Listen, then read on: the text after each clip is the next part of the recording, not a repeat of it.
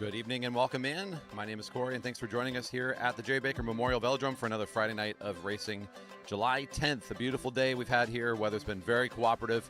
We've been looking forward to a unique evening tonight where we start with an open Madison, and we got some good category racing as well.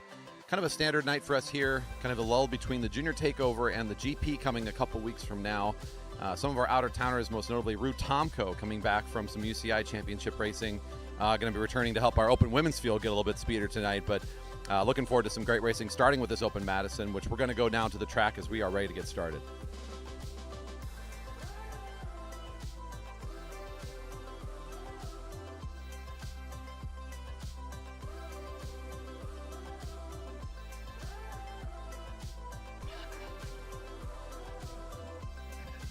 And once again, welcome in to the Velodrome, everybody. Thanks for joining us tonight, and welcome to Friday Night Racing. Our first group coming up to the rail, our Open Madison.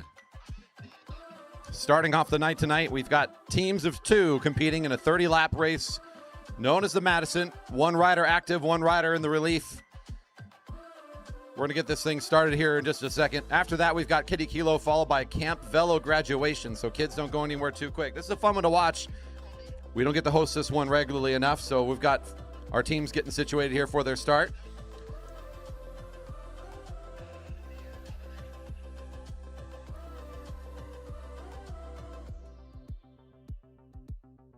You can follow along with tonight's results and all of the racing that we've got planned for tonight on our website, velodrome.org/live. Just click the button at the top there for the live results.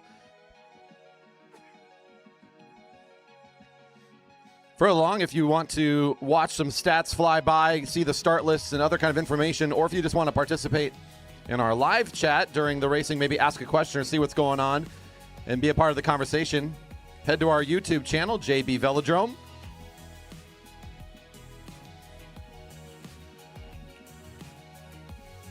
If you're even here in the park, you can jump in, and we'd appreciate your thumbs up.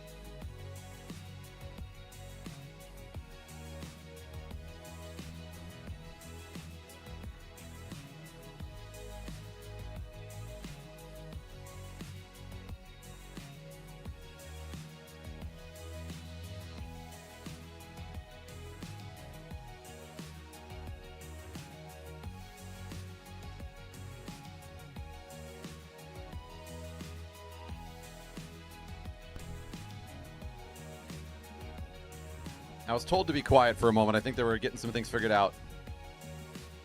You're very welcome. The only time I've ever been on this job and told not to speak. All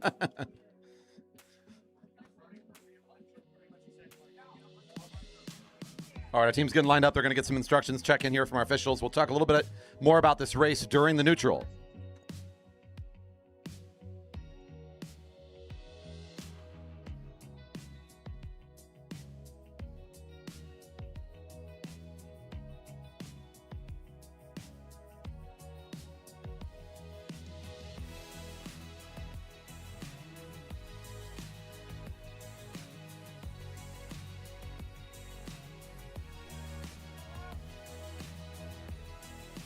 Riders in the neutral will be starting in the race. The racing riders away.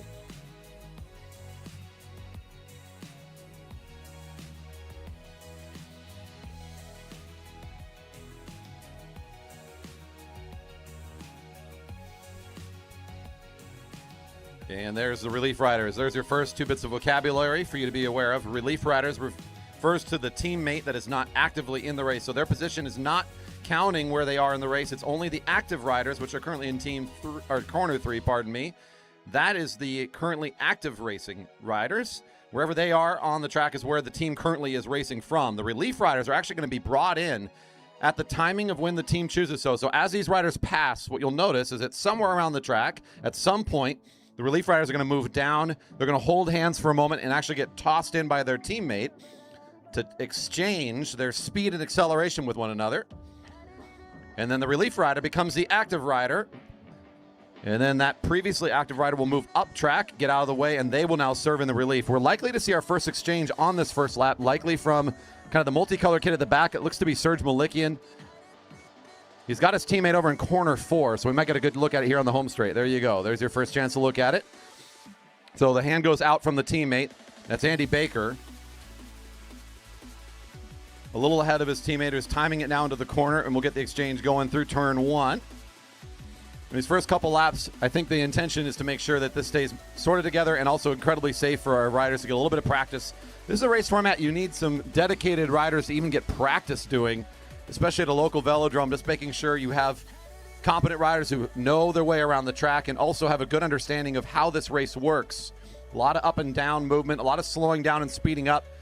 Watching this at the international level where you have 15, 20 teams kind of navigating in and out is quite the sight to behold. Tonight we've got, looks like the black and white team on the front right now. It looks to be Carl Hafer, usually racing number 15 if you're out here watching on a normal Friday night. Today you're going to be seeing him in the black and white jersey. His teammate is Elliot Crowther, who's about to do a toss in here on the home straight. Oh, pardon me, that's the team right behind him. The colors of single malt Velo, it looks like, is it'll be Haldeman, number 34, tossed in by his teammate, Scott Grinsel. Bit of a separation and now a scramble. The two back teams working their way up. The nearest team that just caught back on, making it a group of 3, that looks to be, I believe, Wyatt Paul. Usually racing for Waterline Racing Team. Tonight he's got on the green and pink colored jersey kit. Catches back on, and now it's a group of 4 getting a bell. Now this is being run as a points race. Teams in the race here racing for points on certain laps. This is a 6x5. The first sprint now underway as the bell's ringing with 26 laps showing on the lap counter. There are 4 teams in the front, so they're all eligible for points. This runs just like a normal points race you'd see on any other Friday night. So it'll go 5, 3, 2, and 1. Malikian doing a tough change in here for Baker, who's going on the back end of this sprint. Trying to catch his way back on. Should be okay to at least stick with this group. Tyson Danielson on the front for the pink and green picks up 5. That's bib number 8, then bib 10. Going 1 and 2 across the line.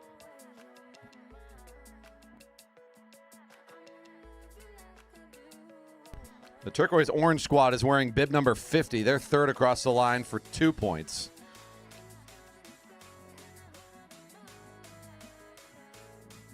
And then the chasing single malt Velo duo trying to get back on this race. This is the front of the race right now on the home straight after 1 sprint for points. Currently, your leader is the pink and green team. With Tyson Danielson in there as the active racer, he's likely to toss in his partner on the back straight. Originally devised as a way to get more, sort of a workaround, I should say, a loophole in laws that kept riders from competing in 24-hour or longer betting races in the city of New York City. This is a way to get a loophole. Well, we have 2 riders. They're not exceeding the 24-hour limits. They're taking breaks.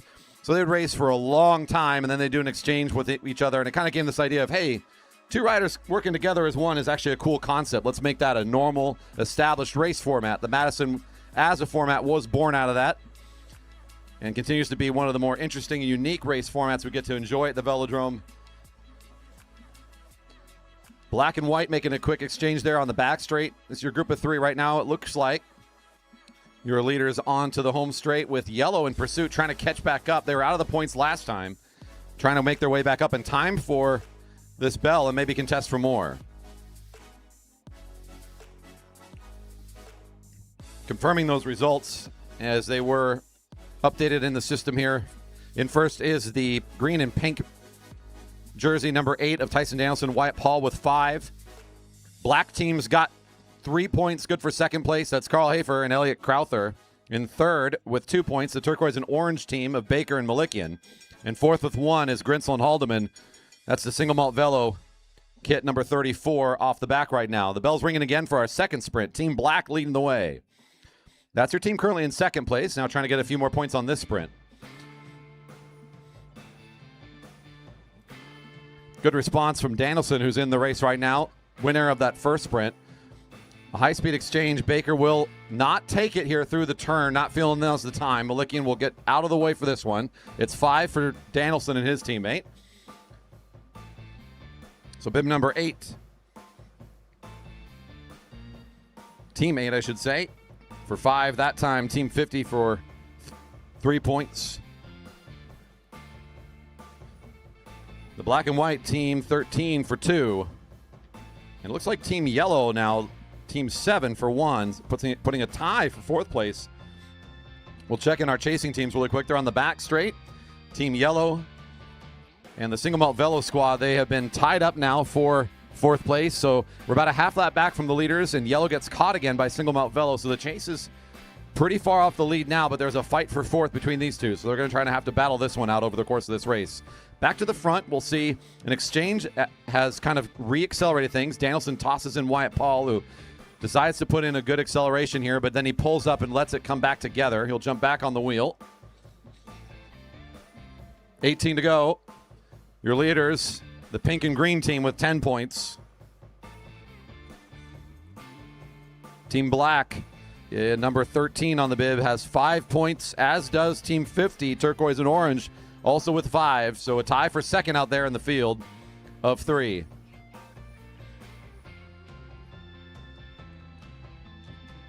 Yellow and single malt are on the home straight now. So here now comes the field, closing in on a potential catch on the two teams off the back.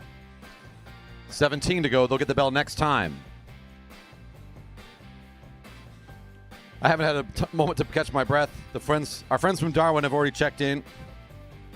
Good day to y'all, and thanks for tuning in from our friends from Australia, our favorite fans. Pete Morgan tuning in from Texas to watch us. And, of course, we got a good home crowd here today, including some fans over in Turn 4 who earlier decided they would throw in an extra cash prize here today.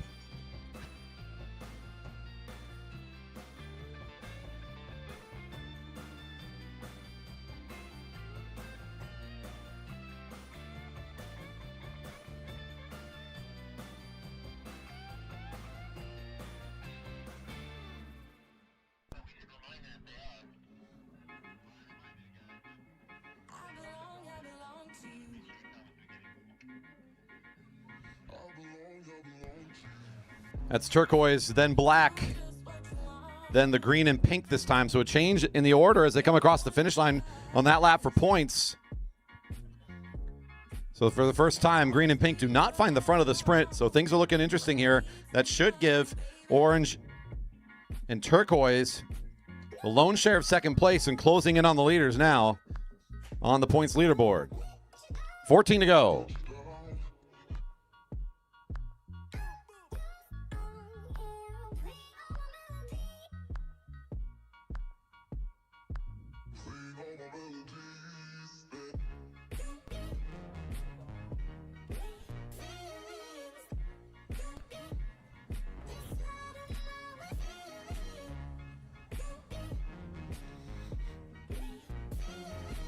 Let's put this here and right before the middle of the race. I got $20 to lead this lap from a donation from the crowd. $20 from Corner 4. Corner 4's got $20 to lead this lap. Wyatt Paul on the front doing the exchange with Tyson Danielson.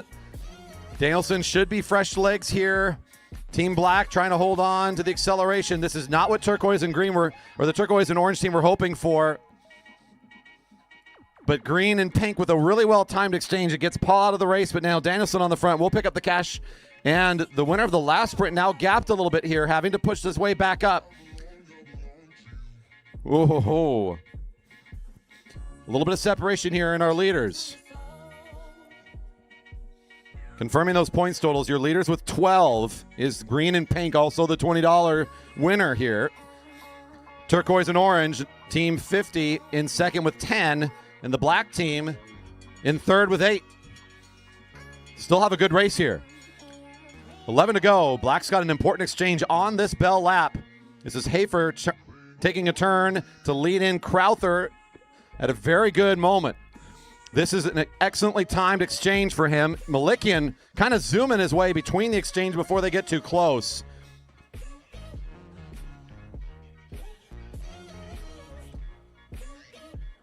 That's a sort of a dangerous maneuver in the world of Madison racing. We are going to be issuing a warning to the orange and turquoise team. That's Serge Malikian for moving between the exchange there on the part of the officials. Black gets 5. Orange and turquoise 3 points. This time the green and pink get 2. On the back end of that, team yellow for 1 point, it appears. And we'll keep our eyes on the leaders as we bring this thing back together again. Just to repeat that, amidst all the noise, a official warning to orange and turquoise. Now down to Amara. Uh-oh. It's dead. The wireless mic is not doing anything. Kiddie Kilo? Question mark? Okay.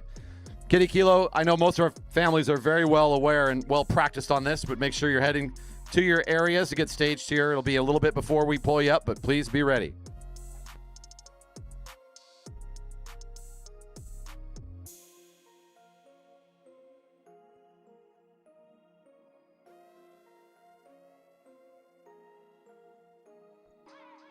The receiver had been turned off. Amara, you should be back on.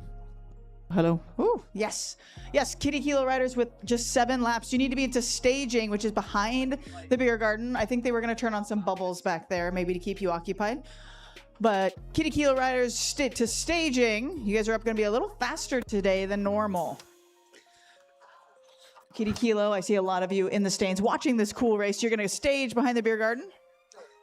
That's a super fan question. Was the Hi Mom kit retired? And the answer is no. I just think anybody's riding it tonight. It's still in the pile. We got it. Don't you worry. I'm pretty sure Nolan wore it for Mother's Day. Yep. Nice.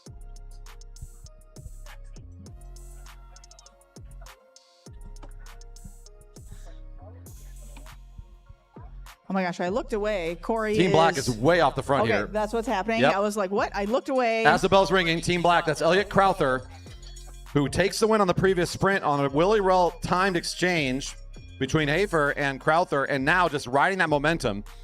Crowther's got great endurance. He's really dangerous the longer the race goes. And working with someone like Hafer, who also has good endurance, is kind of proving to be a nice pairing for him. They're going to be able to apply some consistent pressure, and this is what happens when you pair up 2 riders with good endurance in the Madison, is they both can just jump at you time and time again. Crowther now for 5 more points. It's green and pink for 3, as I believe the other 2 teams across the line were still in no man's land. Team orange and turquoise for 2. Nobody is eligible for the 1 point on this lap until they're fully caught, I believe. That was the call.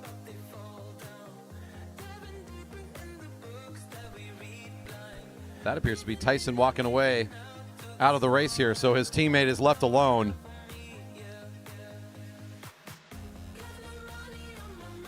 Green and pink down to 1 rider in the race. Black is capitalizing big time here. No man's land is a term in points racing where if you haven't yet been fully lapped, you aren't scored down the -20 until your lap. When that happens, then you become eligible for points again, because then you're on the lap correctly. You're in this place where we can kind of establish your position for the points ruling. And it looks like we're scoring down a couple of those groups now, so they will be back on the eligible. I'm looking at, I believe, single malt Velo still caught in between. Seeing 2 to go, your leader on the lap, Team Black, also taking over on the points. Let's check the results before we get to this finish. As it stands, Team Black is your leader with 18. Leading only by 1 over Team Green and Pink, who's now down a rider. That's Team Pink, Green and Pink with 17 points, and Turquoise and Orange with 15 in 3rd.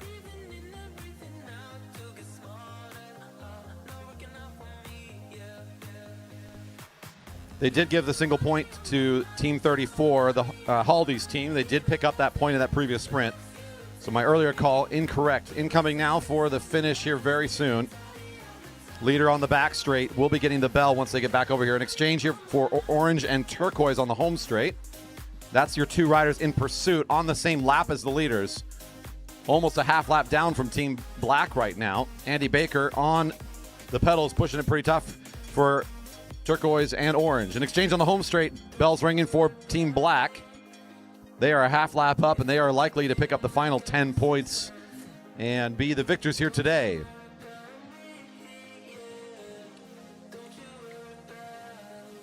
Watching here, green and pink going into turn 1 is racing towards a second place. If they can stay in front of turquoise and orange team behind them, they will end up in second place overall today in our Open Madison. Team Black coming across the finish line will pick up the victory today. Carl Hafer giving the nice little nod there for a successful race. And here comes pink and green will be second today in our Open Madison. Wyatt Paul, nice finish without the teammate. A hard ride there to finish off in the Madison for Wyatt Paul. And congratulations to all our competitors. Everybody's finishing up on this lap. We got a few more riders coming through. You know, those guys got to do one more race than anybody else tonight if they sign up for other categories. So giving some props to them. They're going to do a little bit of a cool down on the infield. They've got the Kiddie Kilo to recover, reset their gearing however they need, get set for later racing. Congrats to all of our Madison riders. Kiddie Kilo is up.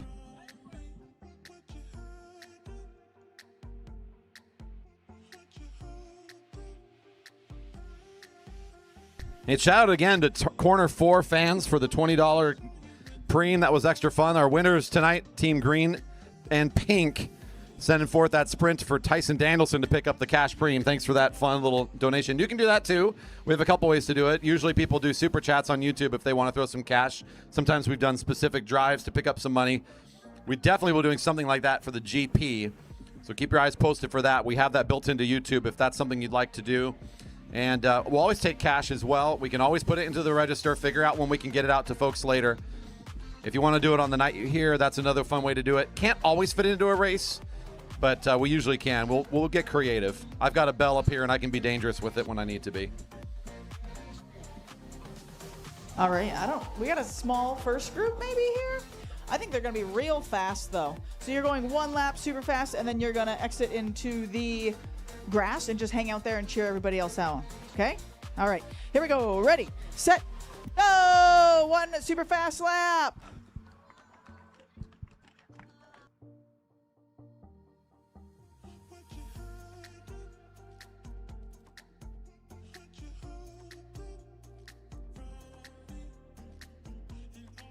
Looks like we have our Camp Velo graduates staging as well right now. So Camp Velo graduates, if you aren't down here, let's make sure we get you staged as well.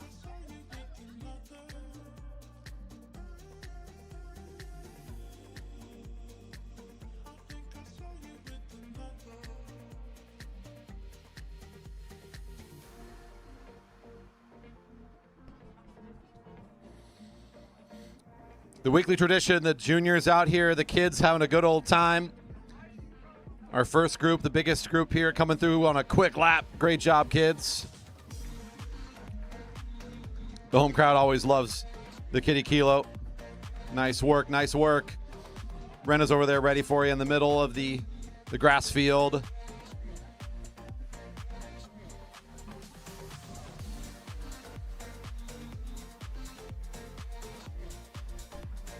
And bring the next group on out. Thank you.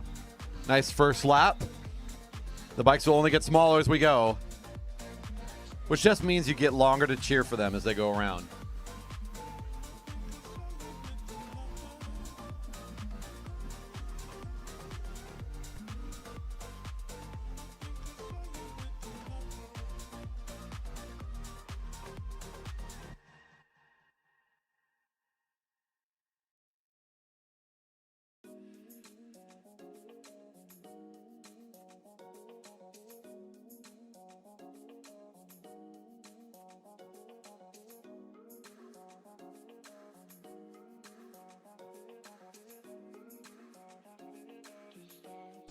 All right.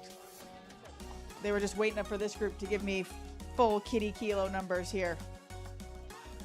I love it. All right. Like I said, try to stay down on the low part. Once we get start, come down here to the low part. You don't want to hit the juniors anyways. One super fast lap. Are you ready? Yes.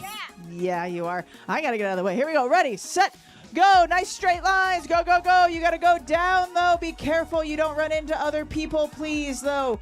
Do not run into other people, please. The bank portion seems really cool, and I get that. especially with those small bikes.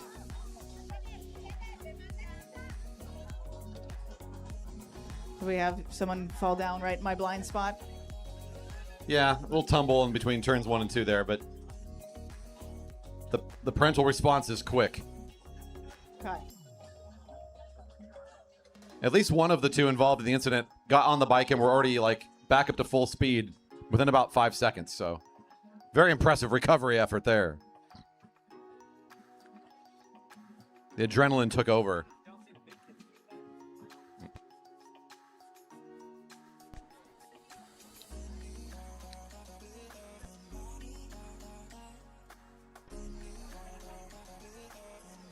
All right, nice straight lines here. Straight lines, straight lines, straight lines.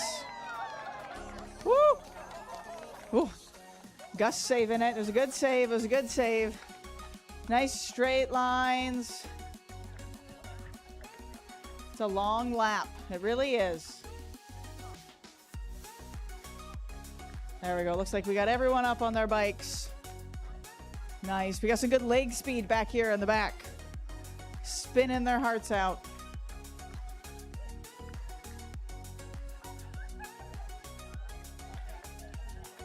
There we go. Spin, spin, spin. Someone should get that kid a bigger bike. Ann and Alex said someone should get that kid a bigger bike.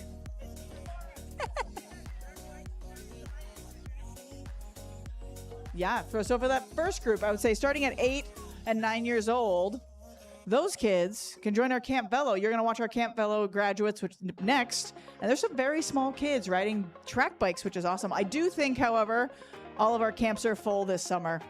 We're a very popular camp, and I do believe they're full. But worth looking into. There might be openings on our very last week in August. All right, we just got a couple more. Way to finish. Great job. All the way.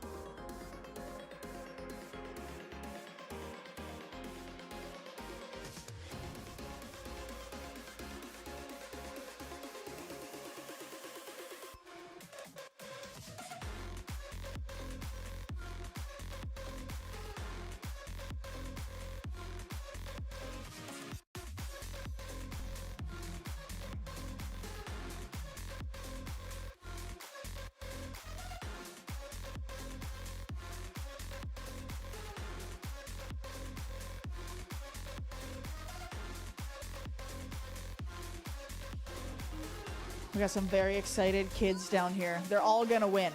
I just know it. Okay, you all are going to do one super fast lap. Are you ready? Yes. Yes. Yes, they are.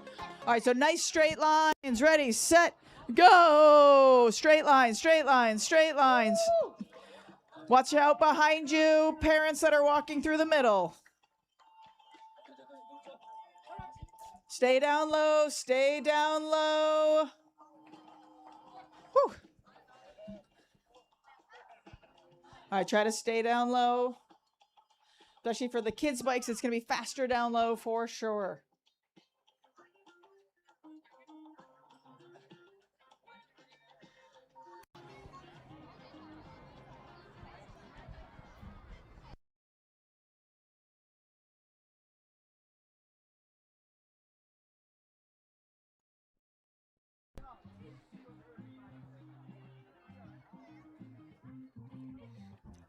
It looks like after this, we still have one more pedal bike group. We got a lot of younger kids today, and then we'll do our push bike derby.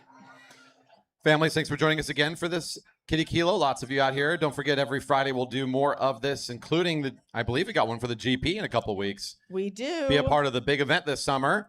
It's Derby days, too, so it's going to be crazy. It's going to be a crazy weekend. Derby All right, days in town, all the good stuff. People taking photos. Careful. They are turning right into you. Yep, so right there, kind of gather in the middle, juniors. Keep on going all the way to the finish line, all the way to the finish, and you're going to cut into the grass. Cut into the grass safely all the way.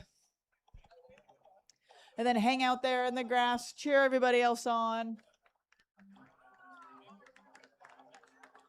It's always a good time to remind people our track is 400 meters long. And it's just like your high school running track. It is a long lap.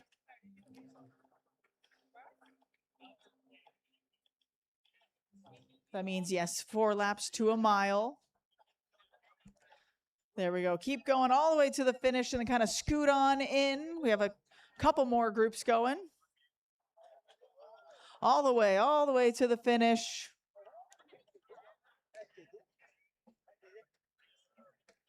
There we go. Go, go. Oh, we got lots of streamers back here. Love it. Keep on going to the finish.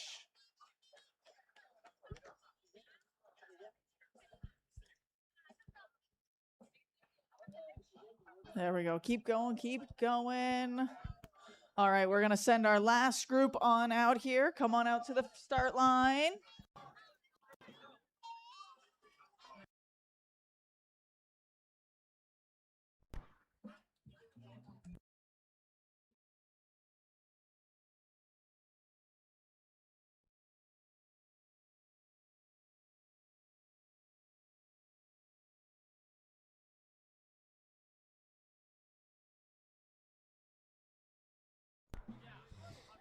After Kiddie Kilo, the camp graduation race, followed by Cat 1, 2, 3 men's scratch.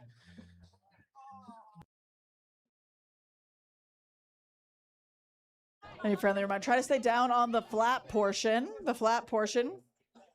Yep, it's going to be a little better. Okay, so this is our last full lap group. This looks like a speedy group. They're already going for me. We're just going to send them here. All right. Last 1 lap group. Are you ready? It looks like you're ready. Watch out. We got people coming. Here we go. Ready, set, go. Nice straight line. Straight line. Head down to the flat section. Ooh. The start is always the hardest. There we go. Nice straight lines. Straight lines. They're back up. No worries. They are troopers. Nice straight lines down low. People walking down there. Please be careful. There are other children. We got a lot of adult runners in this one. Once again, it's 400 meters. What is your 400 meter time?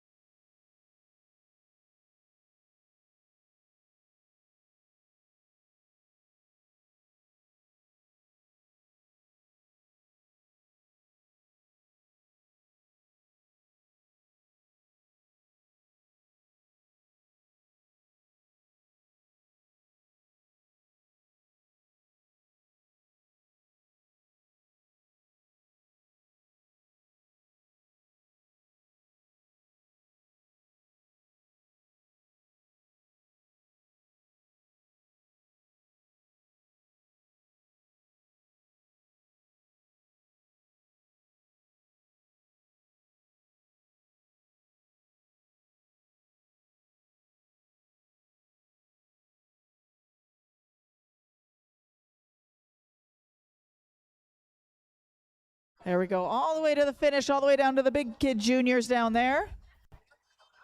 There's no speaker down here. All the way down there. There's also a good reminder that when no one is on the track, it is open. You can come out here and ride this. But it's important if someone's out here on a track bike, you can't just jump out here because we don't have brakes. But if no one is on the track, yes, you and your kids can come out here and ride to your heart's desire. There we go, all the way, all the way. Remember, we are only doing 1 lap, though. I see a handful of 2-lappers out there. Remember, we are only doing 1 lap. My Jerry Baker Juniors, make sure kids aren't sneaking out for bonus laps. Nice work, all the way to the finish line. Nice work.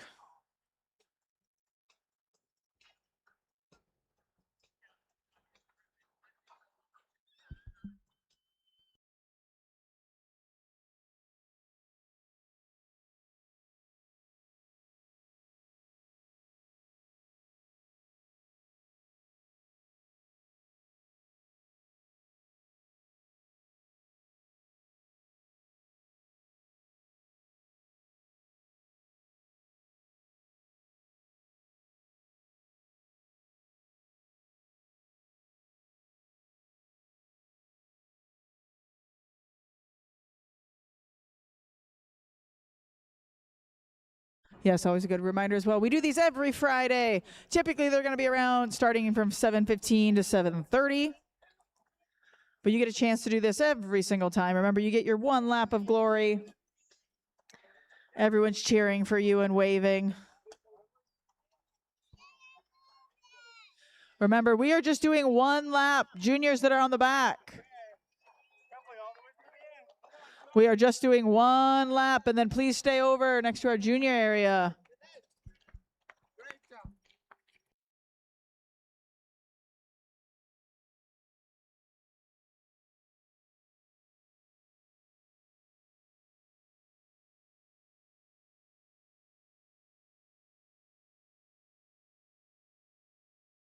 We are almost ready for Push Bike Derby. Got 2 more awesome kids out there doing the full lap. That is a long lap for them. Yep, they are almost there.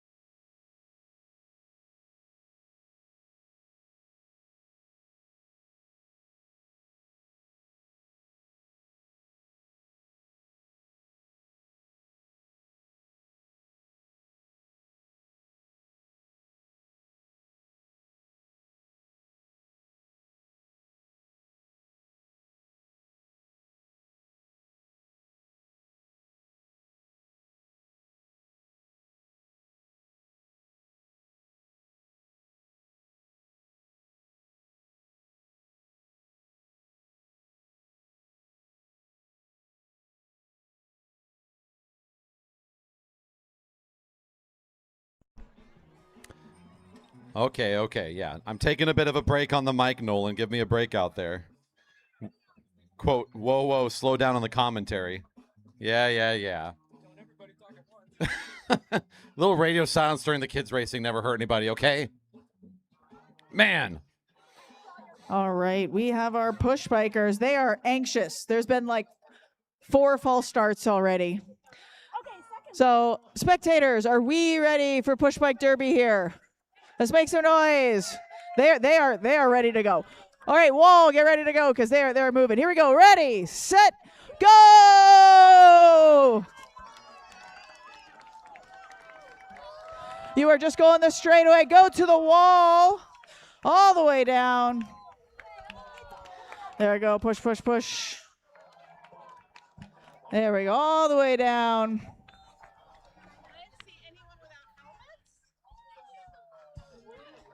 There we go. All the way down. You got it. All right. Our Camp Velo. Looks like you're already setting up. You can set up here, Camp Velo.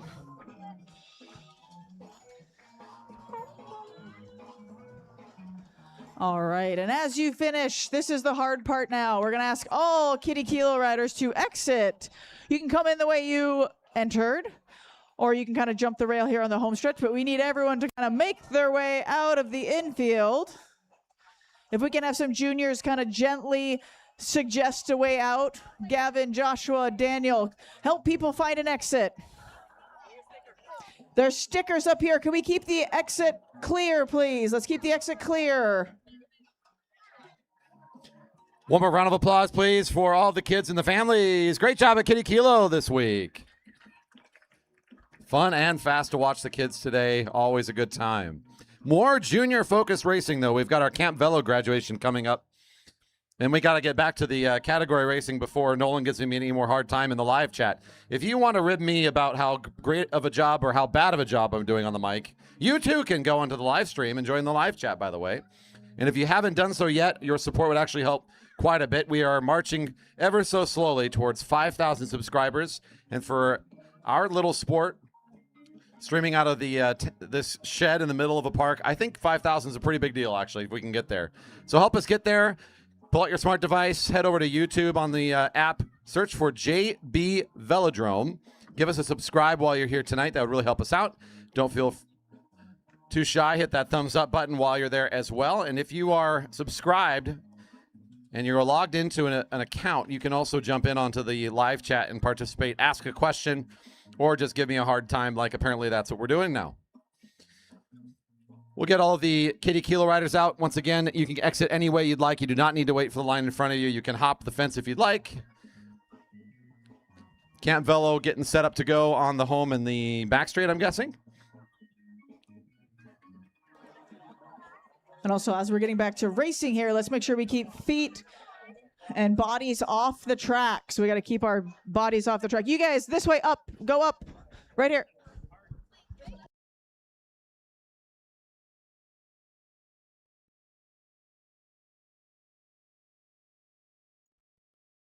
Make sure you grab your Kiddie Kilo sticker, though.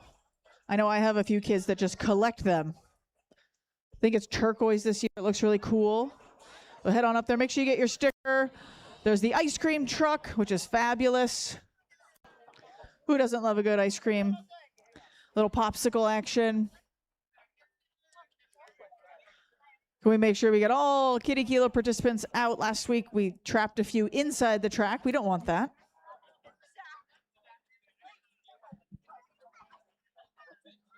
There we go. Get everyone on out.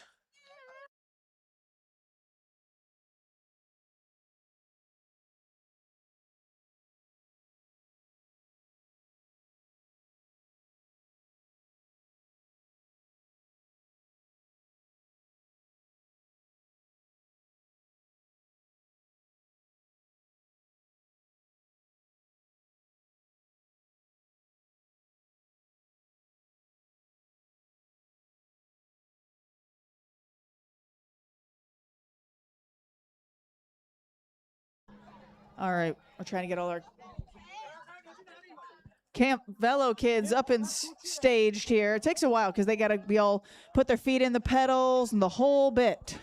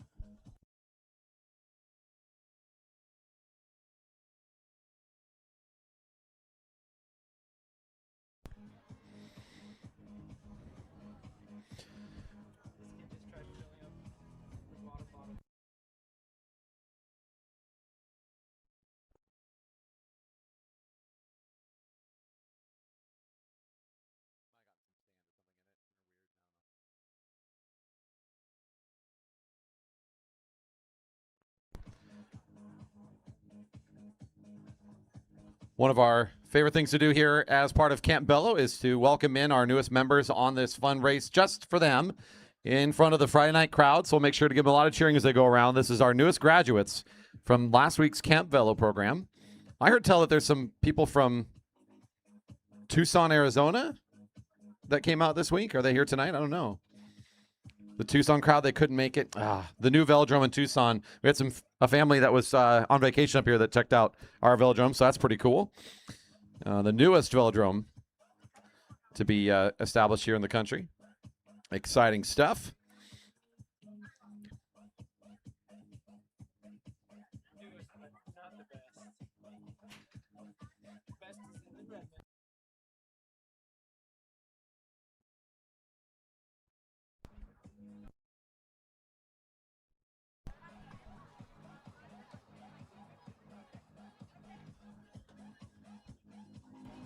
All right, Camp Velo, are we ready on the back straight? Can I see thumbs up? Great. And we're ready on the home straight. So again, this is the 3 to 4 lap wheel race that we've got going on. When I say go, you're going to give yourself a big push off the rail, go down to the sprinter's lane, and make sure it's clear we're passing over the top of people. Ready? So hands should be on bars. 3, 2, 1, go. Big push, big push. Look before you move. Look before you move. Nicely done. Off and away. So, Kelly, they're racing in a wheel race. Tell me a little bit about that. This is a wheel race, so they're all starting at different points on the track based on how fast they were in their time trials in camp. We've got some kids doing 3 laps. We've got one person doing 4 laps, so Fitz coming into corner 3 right now, trying to lap the field. We had a full camp this week, 16 kids, with those from Tucson. Nice, good to see. And a lot of them made it out for the race tonight. This is a big group. It is a big group. I think we've got 11 here. I might be miscounting. 11 said they would come. We might have 12. I don't know. Fantastic. I mean, that's going to make Monday nights kind of busy if they all start racing too. I know. We've got Kush right now leading the race, followed closely by Patrick, and it is a close field from there. Look before you move. So Camp Velo is all about making sure kids know the fundamentals of racing, but they get a lot of opportunities to practice out here on the fixed gear bikes, and a lot about safety, moving predictably, looking before you move, understanding kind of the positioning on the track. So that's what Coach Kelly is doing a lot on the microphone here, is reminding our kids, be sure that you move in a really predictable way, know where you are, check the lane, look around you, and just keep yourself upright here for this fun race. Just in time for the bell.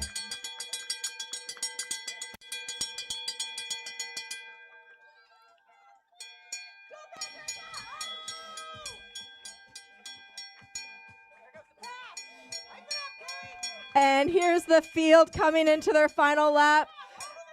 They're all super close, so it's really anyone's race at this point. We see Fitz catching, going for the pass. We're staying in the sprinter's lane if you're not passing. If you're not going over anybody, make sure you're down in that sprinter's lane. Oh, yeah. We've talked all about the sprinter's lane rule. This is just one of many races we did this week.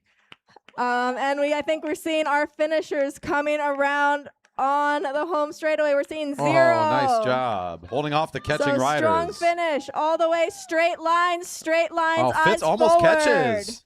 Second across the line, I think, was Fitz after doing the extra lap and almost. And then we are going to exit on the back straightaway if you just finished. That's right, riders exiting on the back straight after this. Yep. Look around carefully. Straight Nice. lines. Wow. 1-2 should get out of the war circle, at least stop blocking the way for all of the children that are going to come in to stop at this inside rail. So we're going to have the kids stopping on the rail here. Camp Velo, we're exiting on the back straightaway. Then you're going to roll around on the apron, come to stop on the inside rail.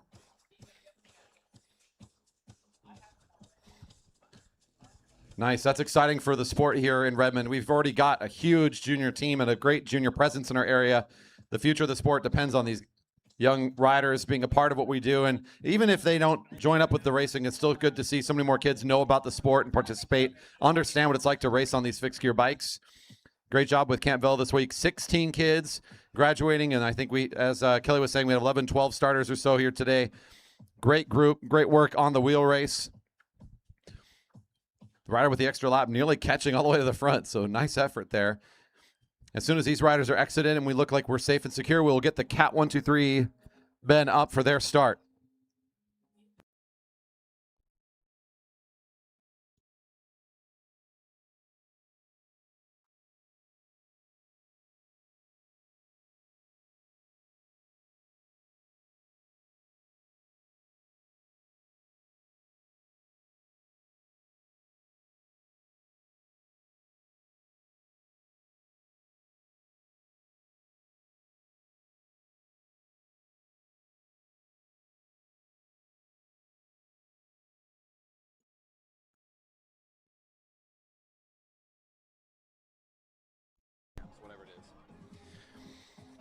Friday Night Racing continuing all summer long, but we got a special one coming up here in just a couple weeks. It's the GP on the same weekend as Derby Day, is one of the great Redmond traditions, has moved later in the summer, but that just coordinates so perfectly with our GP schedule this year, so we don't seem to mind it, not one bit.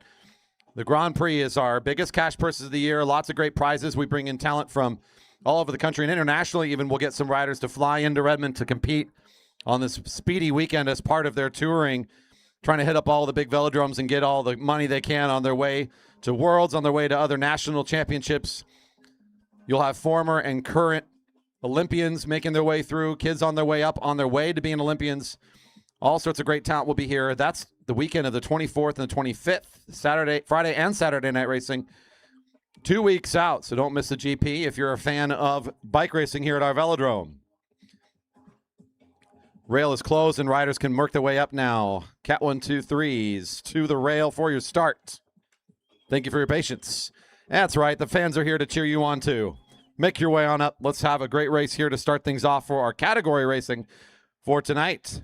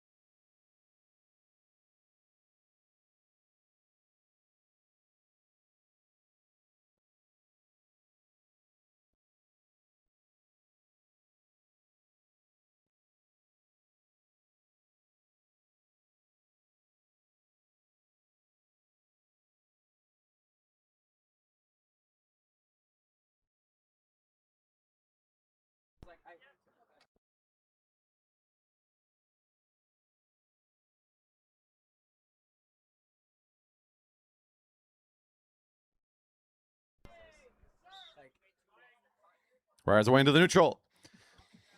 Sort of a second welcoming here. Our regular program in racing now really starting up for the first time tonight. I know we've had plenty of time where we've been here together.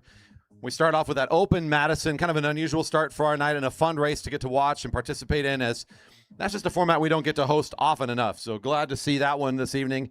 Lots of kids here tonight. Of course, the Kiddie Kilo, always a big deal on Friday night. Camp Velo graduation from such a big camp this week. And a good showing tonight. And now, sort of your regularly scheduled program, our Cat 1, 2, 3s, a slight adjustment to the normal schedule. We have Cat 3s eligible to race in this field as well, bringing this up to a pretty good starting size of, looks to be 18 riders that were eligible to start today in this group. It's a 20-lap scratch, straight ahead format, 20 laps of racing, bell at 1 to go. First rider across the line will be deemed your winner. We got the whistle out of the turn. Racing's underway. I'll be talking a little bit about this race format and just what's going on for these riders throughout the thing. I'll let you know who's in front, who's off the back, and where the race is kind of be coming from. One of my other things I like to do in these early laps, especially in a scratch race where we don't have any points, no eliminations, nothing else to get in the way, just a little bit of a tour around the group, see who's here tonight, talk about some of the names to look out for in this potentially big finish with such a big group. It's harder to know, I will say tonight, when we add in a few unknowns here. But we've got a nice, strong group this evening competing, and that's going to be a fun one to watch. One rider to watch. He's near the very front, so we'll put our eyes to him. Luca Ostertag Hill, number 44 for Liquid Velo, had a great week last week. Has only been a Cat 1-2 for just a couple of weeks himself, but one of his first weeks out really showed some dominance, and then all of a sudden, really last week, kind of came alive. Has been racing really well. The longer the race goes, it seems like the more power he can have against his opponents. So we'll see how Luca's doing tonight to see if he can continue to have a great 2026. This up-and-comer has been fun to watch. He works his way towards the back on this lineup. Zachary Simon for Coalition, racing number 45 all the way to the front, picks up the speed. That looks like a Cat 1-2 number. Must have earned his upgrades out of the Cat 3s.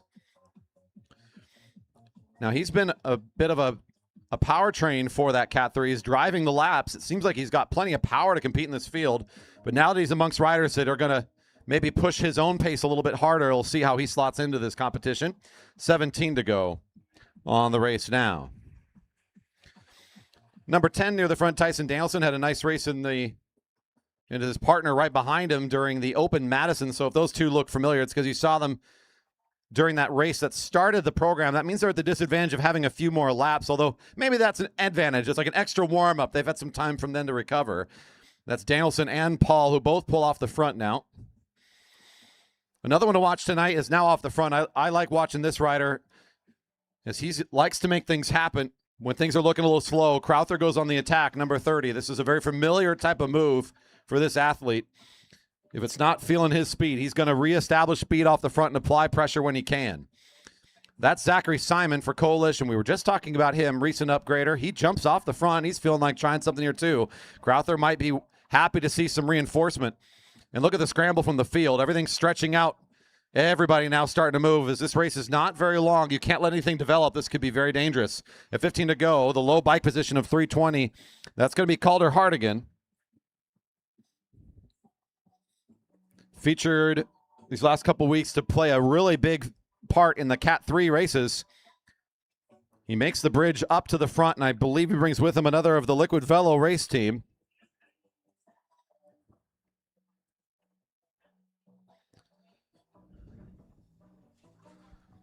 With 14 to go, we've got a break of 4.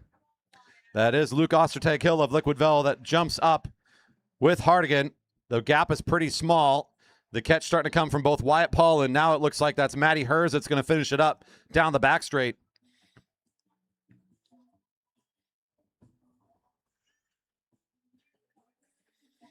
Matty Hers of Leading Factory does the work to close down the break. And that takes the wind out of the sails from the leaders and the rest of the field, willing to sit a little wide here as we reconfigure and look for the next bit of aggression. This is the normal ebb and flow of the scratch race. Speed off the front. Someone's got to go bring it back together again, and then we kind of hesitate for the next speed. Of the names I've mentioned, I expect the winner to be one of those riders. But again, you never know exactly what you're going to see tonight, especially when you bring in some new competitors into this field. Kind of mix it up by adding in the Cat 3s. It makes for a slightly different feeling race. But here goes Crowther again as the field's sitting high. I mentioned this is a move he's going to make more than once. Crowther thinking about coming off the front, but 44 wanted to take it, so he's forced to come off there as Ostertag-Hill kind of assumes the front spot and lets him know to get back to the back of that group. Look back now behind us to the chase. We've got Colin Dunlap in the purple, and now Wyatt Paul in the blue of Waterline Racing. Trying to set himself up with a gear tonight where he can compete a little bit more on the kind of the intermediate speed. Able to spin him up towards this field. Not able to make the jump. He'll avoid finishing this one at 11 to go. It's now back to the field. Serge Malikian is on his way. Ludo Max, number 21, for Beat Cycling, doing some work. Comes up underneath Colin Dunlap and brings those riders back into the fold. It looks like Paul's off the back and done. Ludo Max with a good pull here for about 200 meters. We'll get out of the way for one of the Jerry Baker Jr. riders. Quickly abandoning the front. Matty Hers will try to hold pace. 10 to go. We're halfway to the end of the race. About 50 meters up to the leaders now. Hers is doing another big pull, looking pretty speedy. There's Otis Hatfield, number 42. He doesn't want to do the pull himself. He's up and out of there. Shogun of Seattle now going forth here. Conrad Mayer, racing number 48. Is going to try to bridge up over that gap, and a nice move here for Conrad. He's nearly there, 9 to go.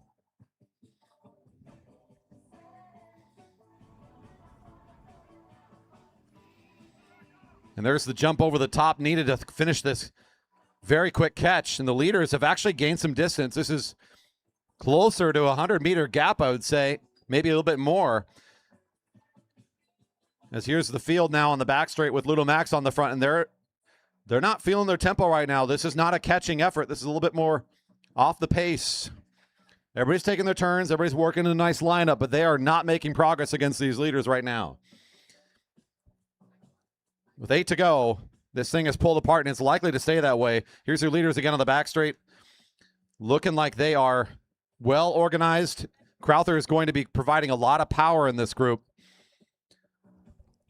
Hardigan's falling off the pace a little bit. He's trying to get hold on to this group now. Danielson peeling off. He'll notice. He's looking over and seeing that there's one dangling a little bit here from this group.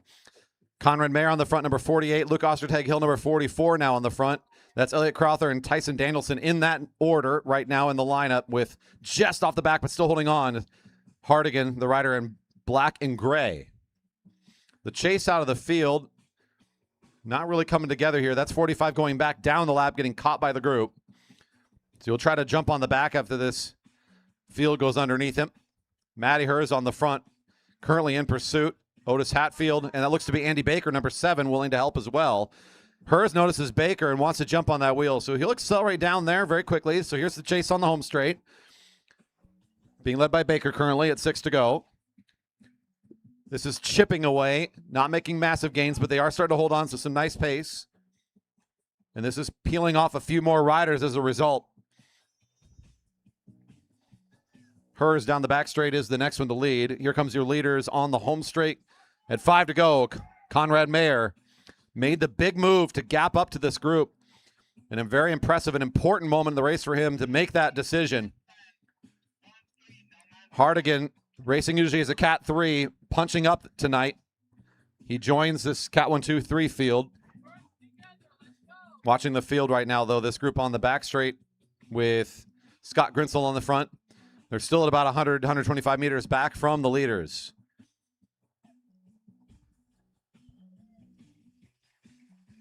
Leaders saying 4 to go.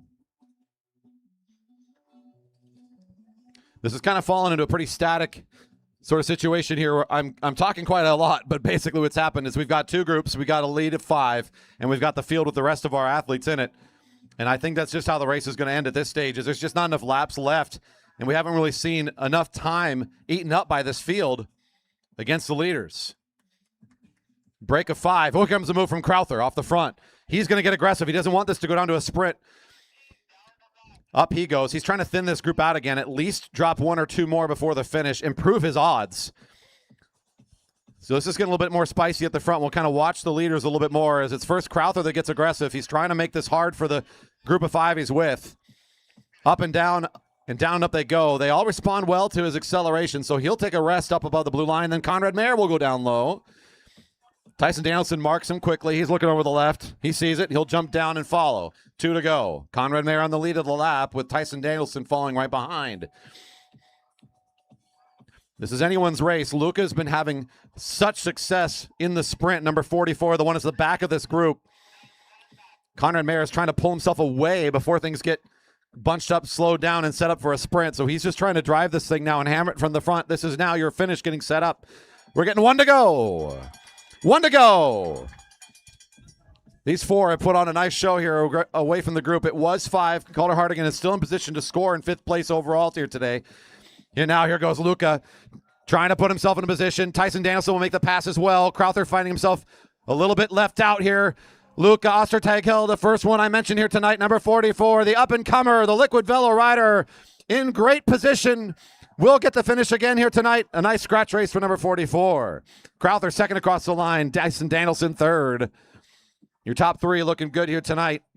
Liquid Velo pulling out a nice victory again here for number 44. Congratulations to him. And now we follow around this finish from the field, currently being led by Andy Baker onto the home straight.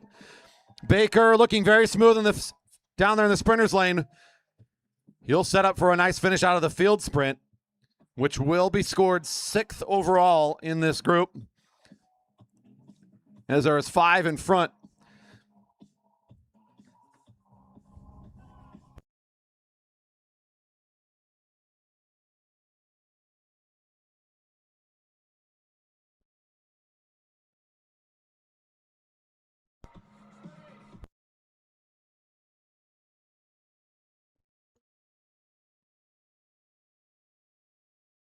And up next, the Open Women for their scratch race, now coming to the rail.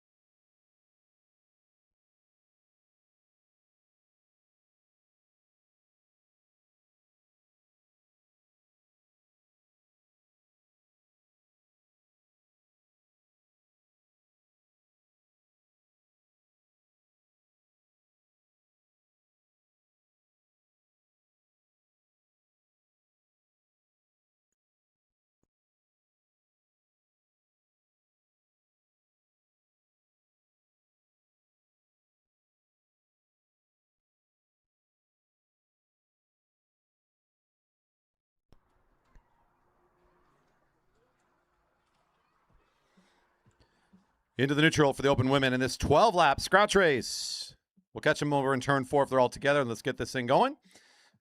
On deck, we've got the Cat 3-4 men combined field for a scratch race of 10 laps. The rest of the night, we've got some fun racing. We still have the Belgian Win-n-Out.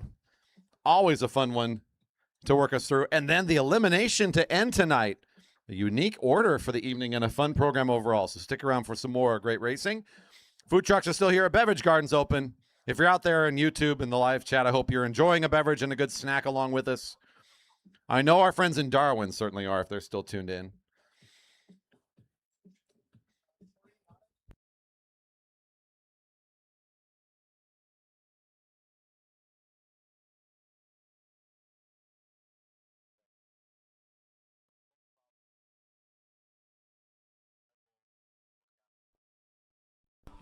Racing is underway. 12 to go. Much like I did in that first race, let's talk a little bit about the group here. And likely, first out of my mouth, Ryder has a good chance to win it, just like in that last race. I tend to know these athletes pretty well. You never know what can happen in the course of these competitions, though. But I will say, Ruud Tomko, number 101, has got to be the favorite all night long in this group. Has been in the front of this group for many laps this season and last season. Where's bib number 101 as the rider of the year from a year ago? Just up from LA after picking up some very good results. I think best result I heard was picking up a second place in a UCI points race down there. Puts her up the really good competition against international level talent athletes. They really represented themselves well in competing. And they're just the top of this field and have been since this season has started. So we'll continue to watch 101 for the success they're having this season, setting them up for some very exciting moments, hopefully, during this career, during this season. But other great competitors here, including Coach Kelly right at the front in the all blue. For our Camp Velo friends, they were hanging out with Kelly all week long, a graduate of our program, races in bib 102. Had a very dominant week last week at the Elite Regionals here at our own track. Another one certainly to watch in this group, and we'll certainly find top finishes all evening long. The other name I've been usually keeping people's eyes on is Neve Durfee, number 111 for Coalition Cycling. She's about 3 wheels back right now with the red frame, the white helmet, and kind of the lighter colored jersey. Has been a very good speedster in this field and found some good finishes here as well. Those have typically been the movers and the shakers, those 3 riders, Tomko, Darlene, and Durfee, often have made a break of 3 in a lot of the racing in this field in 2026.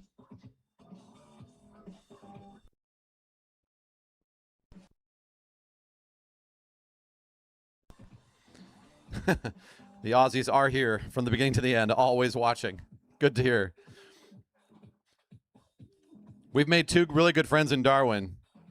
I feel like, and now I describe the relationship as you're almost pen pals, you know, like we get like a weekly catch up here on the live chat about what's going on over there. Currently the group sort of working together like one big team. Single file formation is the most efficient position to be on when you're racing a bike. Only the front rider is taking the wind. Everybody else gets to sit in the slipstream and benefit. Taking their turns. You're going to see some stars and stripes out there that recognizes any champions within their respective categories and age groups from the year previous.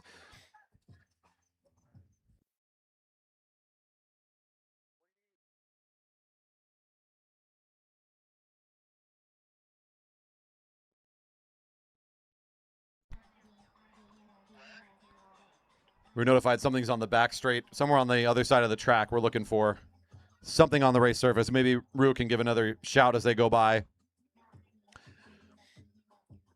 As I mentioned, some stars and stripes out there, including on Rue. You'll notice some national champion colors. Oh, there it is in corner 4, blowing across. We got it now. Thank you.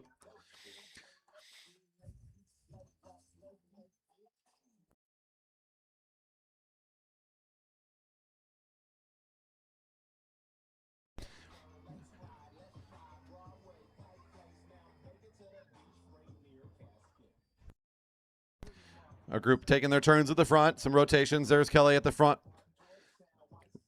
Rice University blue is the color of the jersey. More national championship colors there on Amar Edwards pulling off the front. Seeing 5 to go. There's the Portland junior, number 202. Still Cafiso has been here for a couple weeks in a row competing, including during junior takeover. Really great competitor, good top speed, has been showing some good growth between competing at junior takeover and finding some really good positioning in those races. Just developing nicely from a year ago. There's the move that we're seeing from Durfee. A little bit of kind of a slower tempo for just a moment. Enough of an opportunity opens right down the middle of the field. And Durfee will now send one in front of the group at 4 to go. There's Darlene and Tomko, so the 3 names we mentioned that will find their way into these kinds of breaks. They get their way out in front of the field. Darlene, the one in blue, the stars and stripes of Tomko, and the black bib plus the kind of lighter colored green and purple of Coalition is Durfee.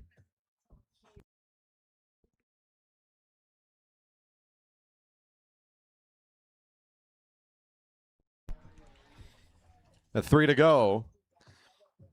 Small gap between the field and the break. The field holding on nicely to this so far.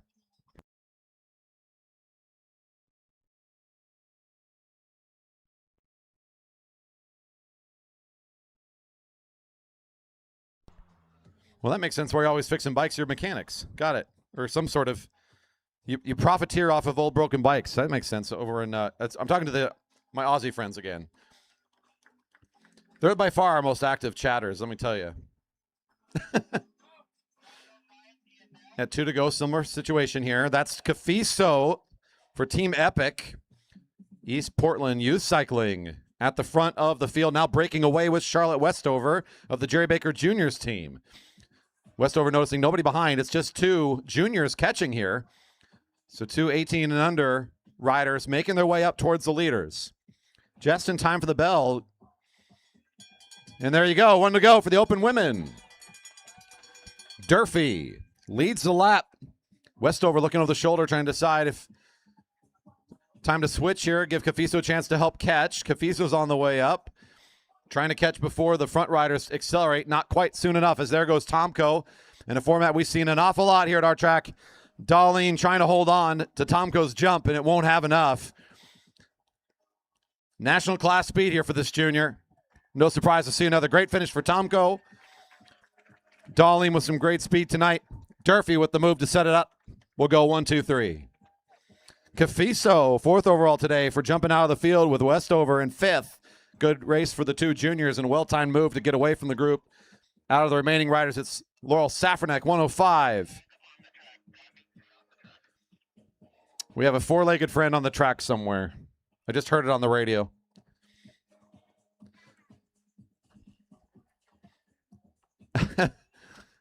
All hands, feet, and paws must be on the other side of the railing. Thank you very much.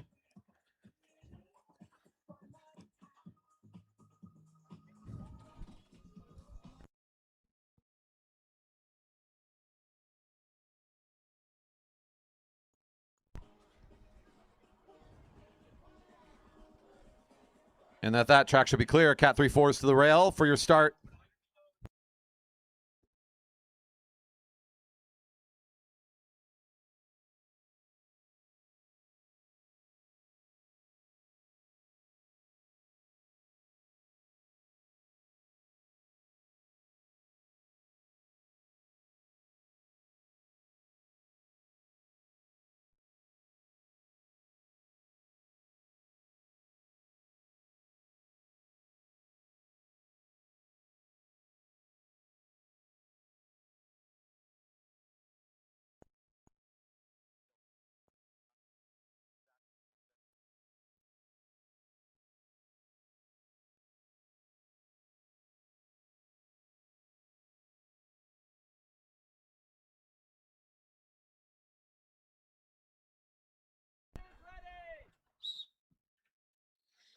Ten-lap showing for this scratch race. Riders off into the neutral.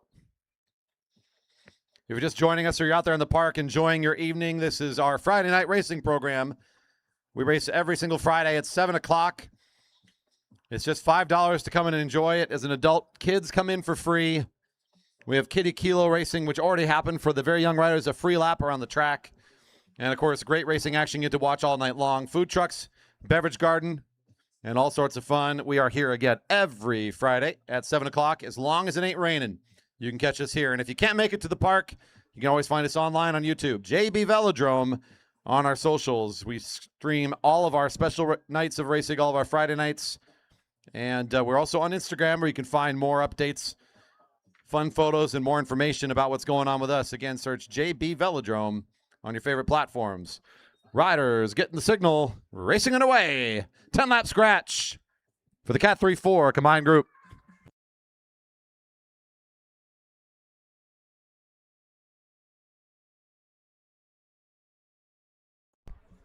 Ends up also being a pretty big crew here. We combined some Cat 3s and 4s together. So the 3s had a fun choice tonight. They were allowed to choose one or the other.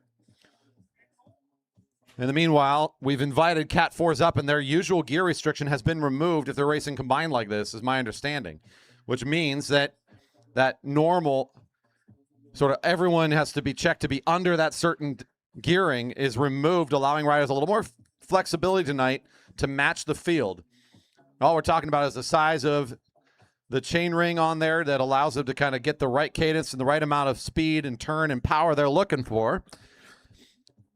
I think it's very well established that the Cat 4 gear restriction is on the lower end in terms of size for regular competition. So when they get that upgrade, one of the benefits is that that gear restriction gets removed. One of the benefits of being in that field with that gear restriction is it sort of flattens out the field, and it makes it more about tactics. It makes it more about timing. It makes it more about your own athleticism before you just put on some really big chain ring and power your way around in front of some smaller riders. So it has that benefit of certainly training riders and giving them that competitive opportunity to really develop. And then the options open it up to them once they upgrade. But tonight, since we've got this combined group, Cat 4 is getting a rare opportunity to try out the equipment, get a little bit new gearing on there, and throw it down and see how it goes. 7 to go for the field. That's Hyun Lee for Dyna Racing. Haven't got to see him on a bike on a race night in a minute here, so fun to see him competing this evening on a Friday. A couple riders of leading factory at the front, including Mike Ritter, James Campbell-Harris, who will enjoy the shorter scratch race format. We hear a call in the middle of the field. It's for the attack being established here all the way from the back. Kind of gets called out, and there's a response from the group. Campbell-Harris will try to move his way up. A rider in black off the front, seeing 6 to go. That's 4:15. C off the front. James still trying to respond a bit here, make his way up there. Not closing the gap entirely yet. C in control on the front of the race.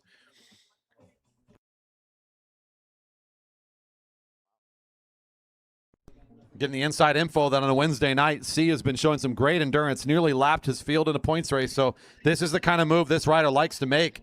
Doesn't want to be in the bunch sprint, would much rather be applying this consistent speed off the front.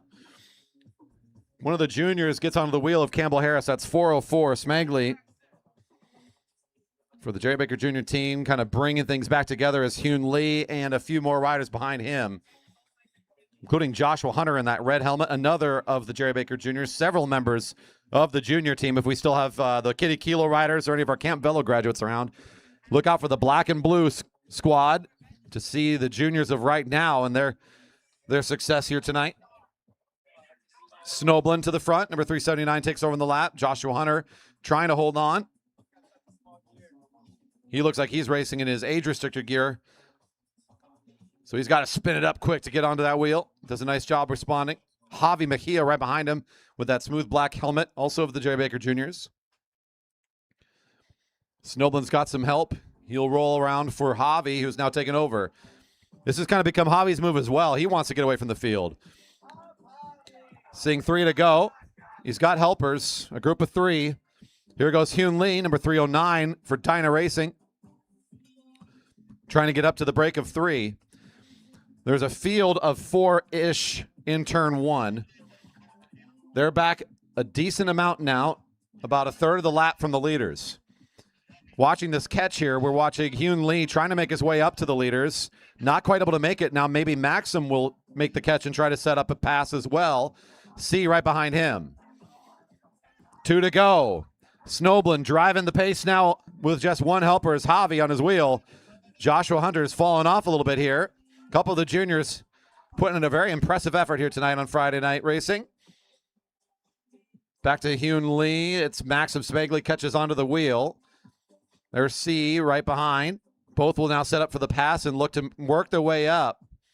At least targeting Joshua next in what would be the race for third.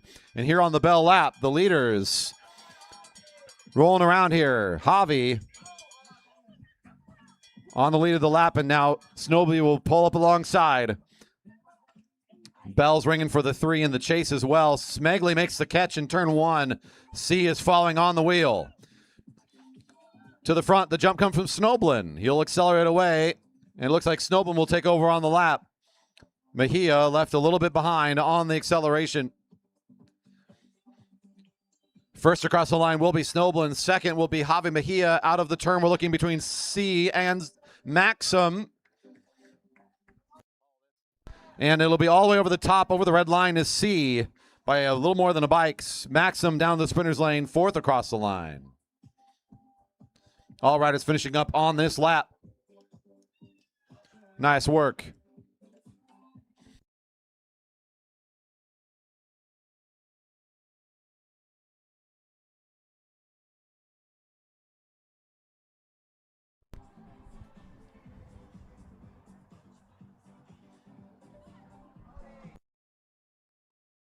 Couple more finishers before we can bring out our next group. Cat 1, 2, 3 men. Belgian Win-n-Out on deck.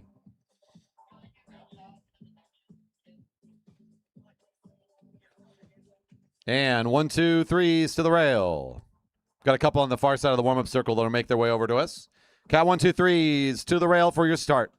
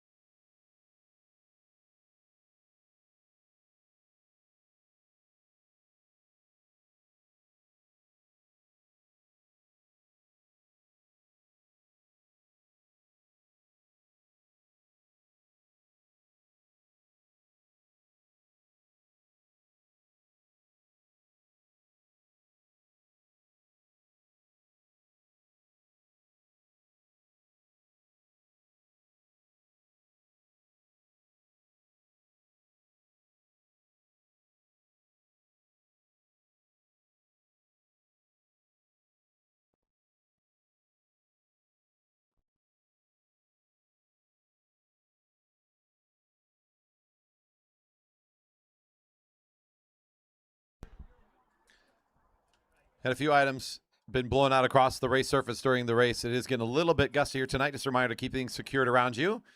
Help keep the racing surface clear this evening. We appreciate your help in keeping things safe for our riders tonight.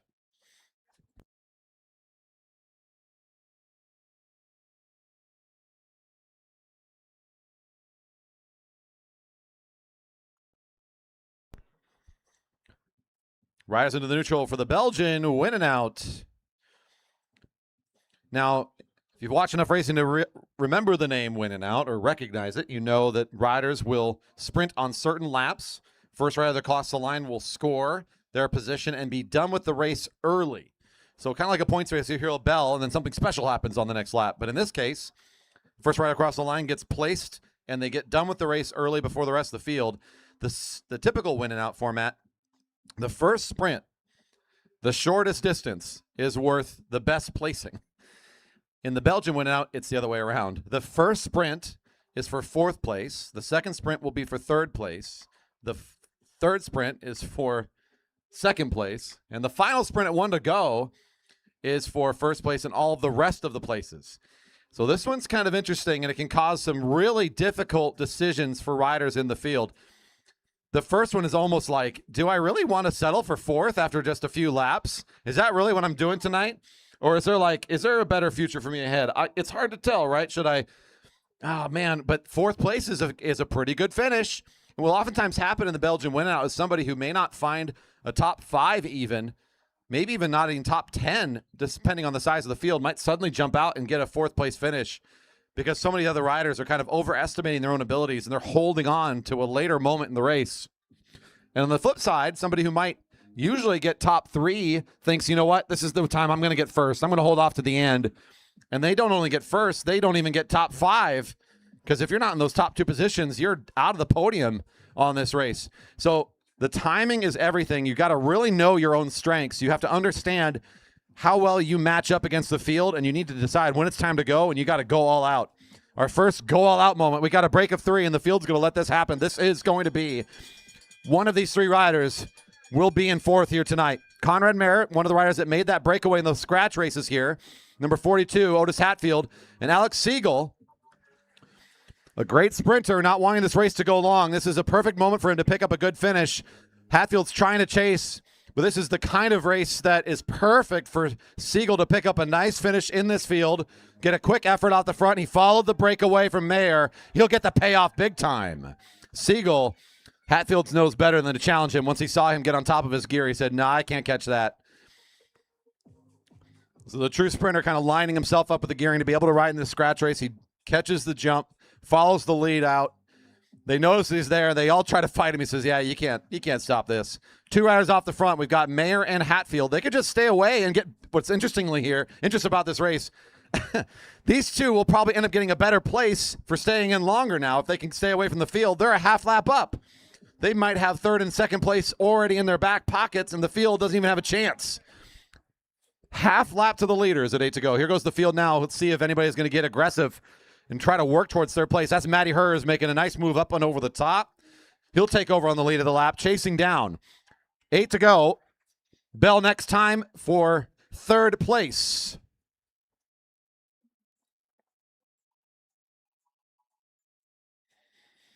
Thanks for the call out on the live stream for our graphics upgrades this season. Been trying really hard to make the infographic stuff much more helpful in between the seasons, so appreciate you noticing, and hopefully it's a helpful service to everybody out there viewing. At 7 to go, the lead 2 are taking it slow. They know only one of them is going to get this finish. Look at the catch here, though. Hers is still driving the pace. He wants to get up there, and look how much distance he's covered. That's Calder Hardigan with a very colorful frame there behind him. Hers is actually going to be passed potentially as they reach the corners. I think Hers has already figured out they're not making it. Now the sprint for what will be third place. Hatfield, Mayer, Hatfield looks to be the one by about half a bike. That's number 42. Now Mayer can just continue to ride what he's doing and end up in second. So losing that sprint might up being a win. The Belgian Win-n-Out's a weird race, let me tell you.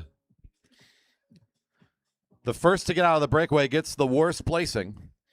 I don't think he minds too much, though. Siegel's shaking his head. No, not at all. Mayer getting some help from the infield saying that you got this here at 5 to go. Should be getting the bell next time around, and what will give him second place. The chase from the field. Who's coming next? This is Calder Hardigan, number 320 in pursuit. Here goes 44, Luke Ostertag Hill, winner of the scratch. Currently at the top of this overall omnium for tonight. Now on his attack. Tyson Danielson in the blue for Waterline Racing responds, and that gets the field moving a bit. Colin Dunlap, Carl Hafer there at the front for the field. Through the turn, we're hearing the bell. That's Mayer on the front in position. Colshan Cycling just trying to hold off any sort of challenger. This is like the question, do you catch here? Luke Ostertag Hill is on his way. Tyson Danielson is on his way, but if they catch, then they're done in second. When if they just stay out, they might get first. Let's see. Ostertag Hill's maybe wanting to make the exit here. He's going to make the pass. This might be the gift that Conrad Mayer needed because he can just stay in and get a first place potentially. Ostertag Hill on his way for second. Conrad Mayer's like, okay, I could still win this. Tyson Danielson could win this. Danielson finding top 3 in that scratch. Oh, and he'll drive. He's going. Mayer slips up out of the way. He didn't get the finish he's looking for. He's running out of energy. He was timing it to get that second place, and now Danielson's going to capitalize on this. Back to the field. The move is coming from Wyatt Paul. William Huang following the Kilo specialist. Uh-oh. The Kilo rider leading out a sprinter in the junior. 2 to go. Can we make the catch? Wyatt Paul wants to go get his teammate. The treachery. He's on his way. Wyatt Paul, one of the fastest 2 laps at our track. He holds our record for Kilo from last season. He has such good speed in this kind of effort, and he's bringing William Huang right with him. Could the kid get a win tonight? Tyson Danielson getting caught here. 1 to go for the win. 1 to go for the win. Next rider across this finish line is your winner. Next rider after that will be in 5th place. And the catch down the back straight. Huang didn't have to do much. Can he go get the finish? He's got good kick. Here we go. Oh, into turn 3. It's still Danielson on the lead. There goes Paul again. Huang wants to try to hold on. Danielson now being passed by both. Wyatt Paul makes the catch. And he'll set up the rider from Waterland Racing for a first place finish. Wyatt Paul. Woo! William Huang, second across the line, will end up in 5th place. Still a nice finish for the junior. Timing that move nicely, following the lead of our kilometer specialist here. One of our fastest elite riders in our field finds a way to win tonight on what is essentially was a Kilo effort at 3 to go. He went from the field and took charge. The Belgian Win-n-Out proving to be a pretty fun contest here tonight. Those riders are making their way off. We are almost ready for our next group. They're now coming up to the rail. Open women riders come on up to the rail for the Belgian Win-n-Out. Titanium frames is the question. Any titanium frames? I can't imagine anybody's riding a titanium frame out there.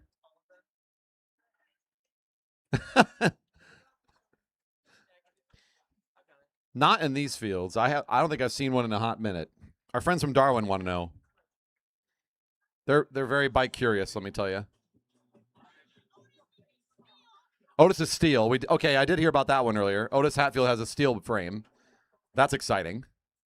There's a lot of carbon here. Is that titanium over there? No. Okay. So no is the answer.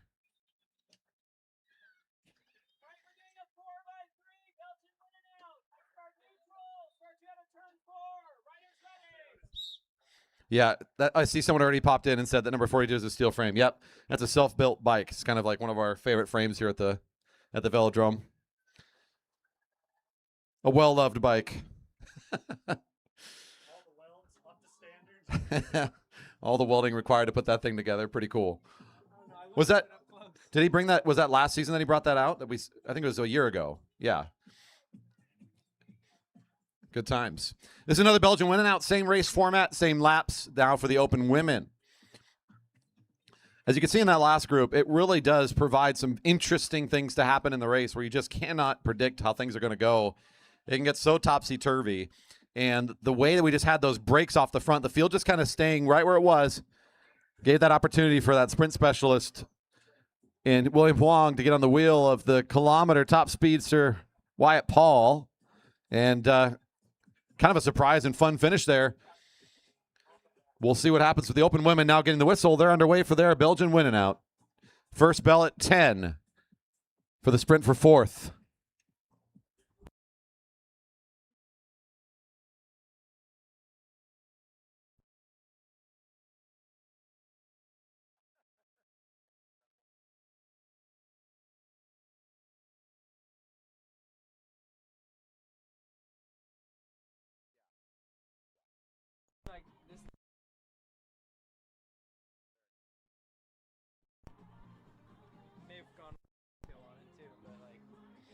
This is Jasmine on the front for the field now. Colors of Shogun of Seattle race team.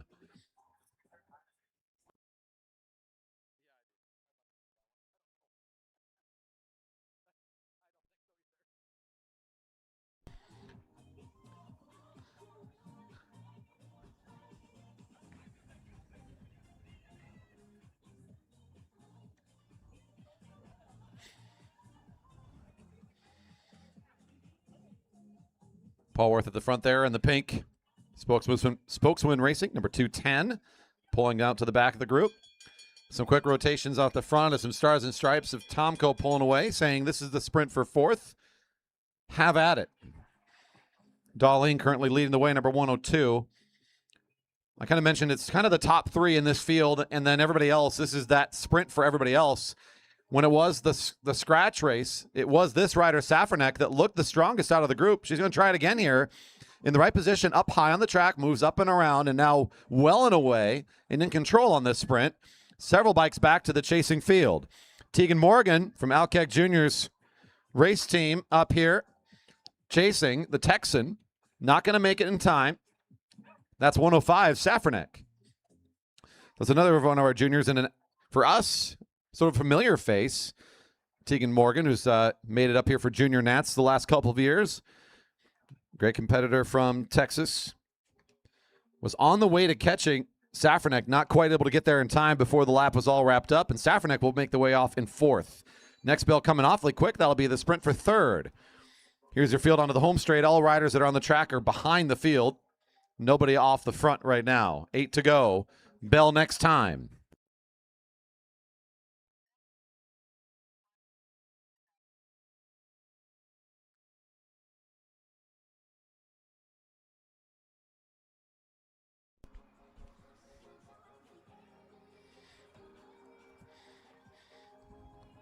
Everybody sitting in on this movement right now behind Tomko.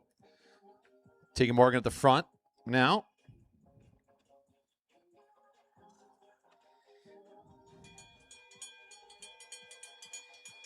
Seven to go. The sprint for third. Morgan at the front will start picking up the pace. Renna Fuller, number 108, takes over the front. Big acceleration from the rider from the Jerry Baker Juniors, and Neve Durfee now trying to respond as well. Ramping things up nicely. Coalition will take over on the front. This has been the rider who's found third in the scratch race and has been kind of the next rider behind Darlene and Tomko all season. Times this one pretty well and finds the position off the front very comfortably. Neve Durfee out and done in third place.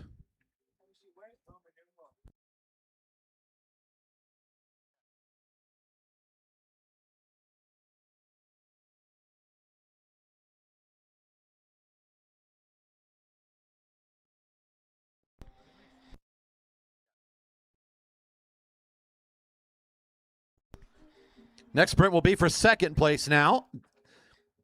Bell, when the lap cards are showing 4 to go. Stella Cafiso takes over on the front of the lap.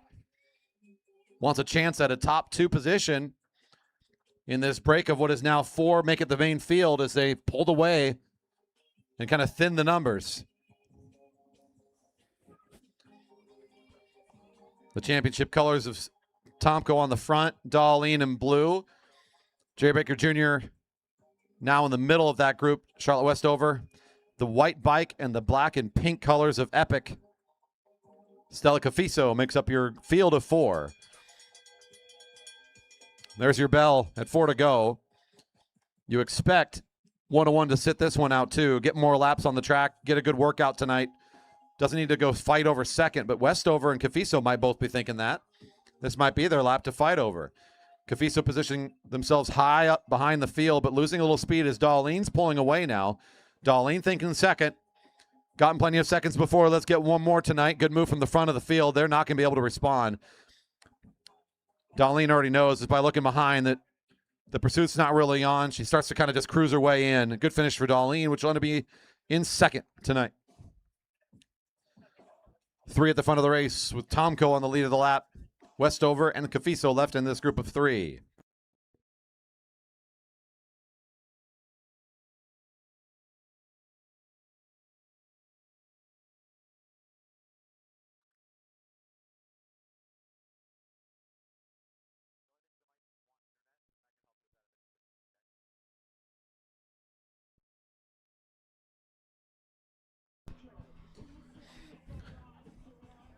Next bell for first, fifth, and the rest of the places. At 1 to go, field seeing 2.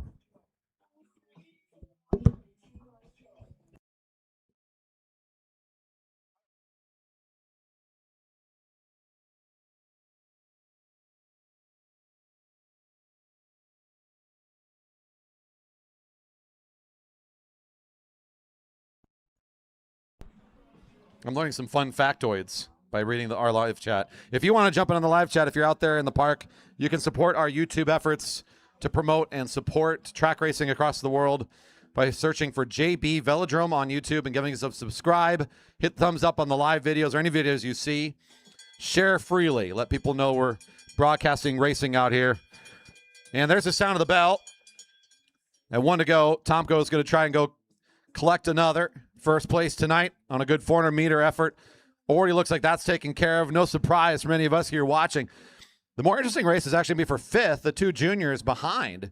It's Westover and Cafiso in a head-to-head for what will be second across the finish line on the last lap. Good for fifth tonight. Tomko will clean up for first. Another great race for the champ. Now onto the home straight. Cafiso making the pass out of the turn, and she'll take care of biz. All our riders will exit on the back straight as they are finished up on this lap. Got 4 more athletes, it looks like, to finish up here.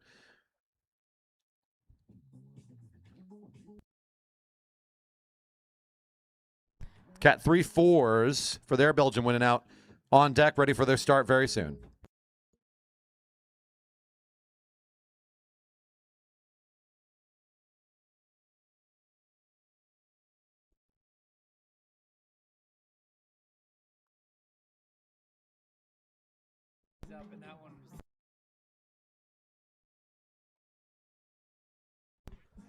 This is our Cat 3-4s now coming to the rail for their start. Cat 3-4s in the Belgian Win-n-Out to the rail for your start.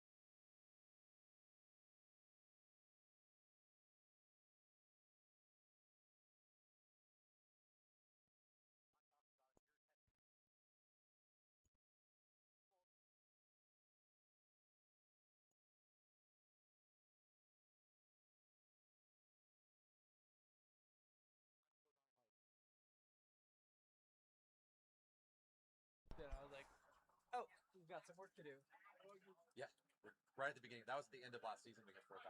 Yeah.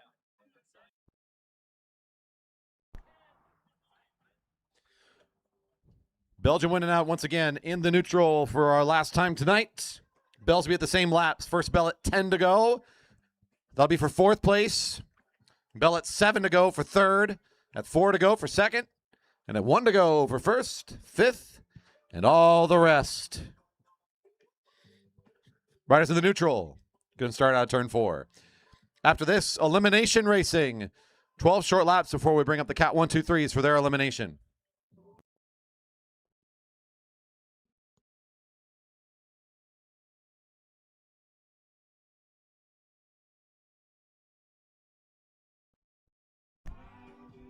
Riders away. 12 to go.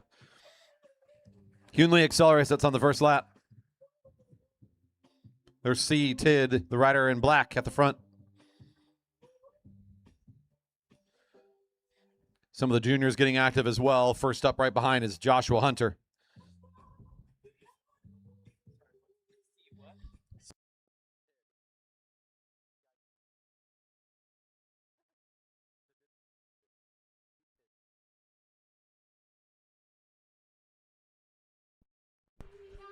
There's C at the front. Now taking over on the lap, thinking that this first bell might be the one. Get done early. Set up for the elimination with more rested legs. Not a bad strategy, too. That's another part about the Win-n-Out is the sooner you're done, the better your rest will be for the next race. Usually that's just an extra benefit for the winner of the race, but in this case, it's in fourth place if you get out early. Still not a terrible deal. 10 to go, bells ringing. 10 to go, bells ringing. 10 to go, bells ringing.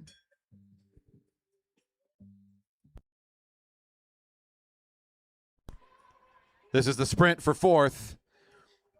Out of the field, the striking colors of Leading Edge. It looks to be Mike Ritter. Big attack from the middle of the group, trying to take over the front. A good opportunity for this Cat 3 to show some good top speed, and will make his way up high for a high five or two before crossing the finish line. Nicely done. Leaving the opportunity wide open for someone to embarrass you, but, you know, he had it well under control. A very well-measured move, I must say.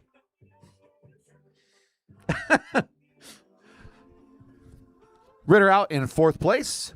We'll continue on to see what goes on here. We've got a field of 7, it looks like. Make it 8 in turn 3. There's a chase of 4, also now entering turn 3. That's the next closest group of riders on the track. So they're chasing up to the field as it is.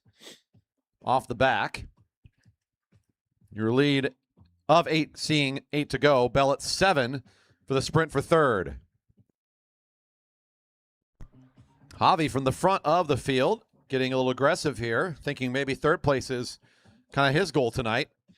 You got to imagine a lot of these athletes, when they line up, they choose a lap or a moment in the race that they hope will happen. They've already kind of planned out a couple of thoughts, like when do I think, what kind of opportunities am I going to be looking for to go for one of the early wins? Javi finds it. He finds open track. He finds an opportunity for third, thinking maybe this one won't be contested by everybody. And this is the win has really gotten him some good finishes, including a junior takeover. I saw several laps for Javi like this where he pulls away from the field at the front and holds them off for more than a lap or so. So it looks like he's following his own textbook pretty well here. Mejia on the way around the track will be in third place here as the field not able to respond in time. Mejia on his way to third. 330 will exit as soon as it's safe to do so. Here's your group of 5 now. We've lost a few. That's the field in turn 1. Everyone else on the lap is behind them. Riders are going to be started scored down the lap as this field of 5 catches them. There's a couple on the back straight there they're going to be enveloping. Next bell at 4 to go for second place. Snoblin, the winner of the scratch, up in this front group.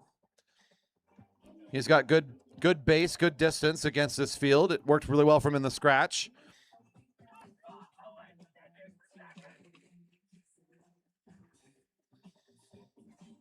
.450 those on the front there for a moment. That's Owen Fuller for the Jerry Baker Juniors. His teammate Joshua Hunter takes over in the front of the lap. Hyun Lee right behind. In the middle is C. Tid, the rider in black.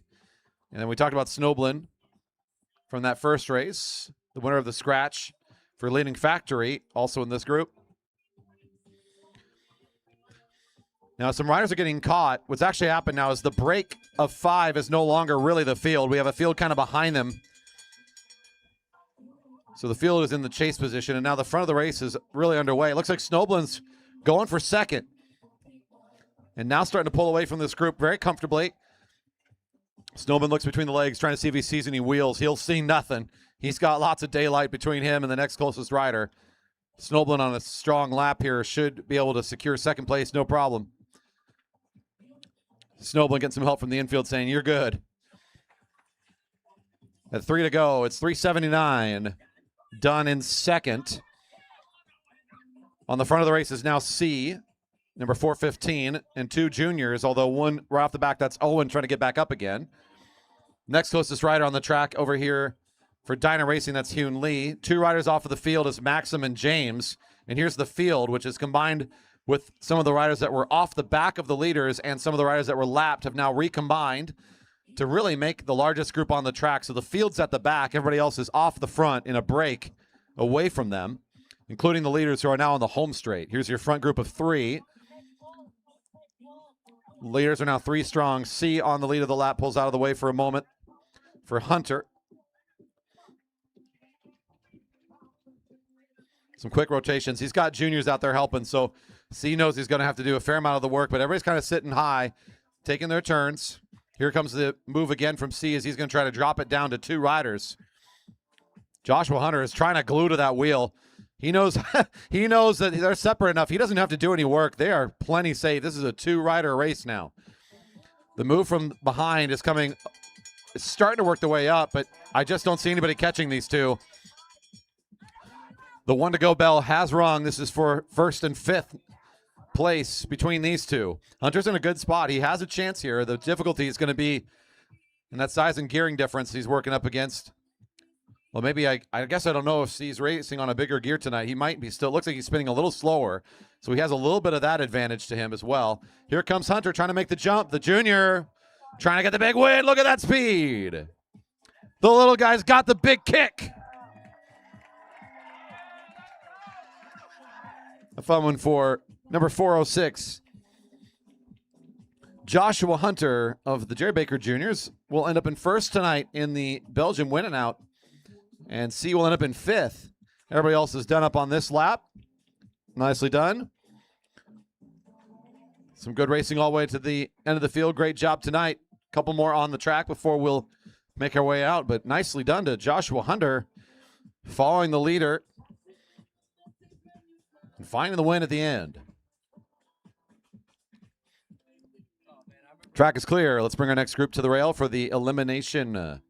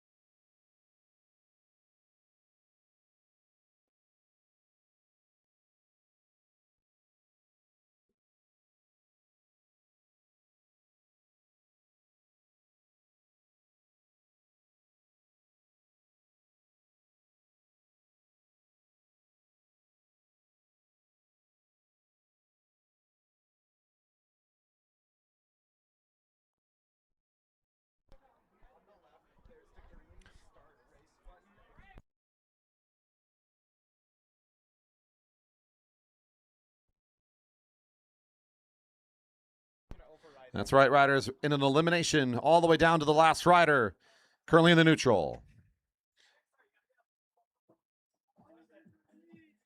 If you're just now joining us, this is Friday Night Racing at the Velodrome. We do this every week, starting at 7 o'clock. Local athletes throwing down here on the weekly. And sometimes we host some other national quality events as well, bringing talent from across the country. Last week, the Junior Takeover, bringing some of the fastest juniors from the West Coast here. We even got a competitor out of Pennsylvania to make their way out here. It was a great weekend. And a couple weekends from now, we got the GP. Same weekend as Derby Days. But right now, we are going to be watching elimination. We must keep our eyes to the back of the field every lap starting now. My job will be, most importantly, to help announce which rider and number is eliminated each lap. So that'll be my primary job. Might have an early volunteer here. White Paul just not quite able to get on top of things before he gets gapped. And the important start just didn't quite work out, it looks like, for number 67.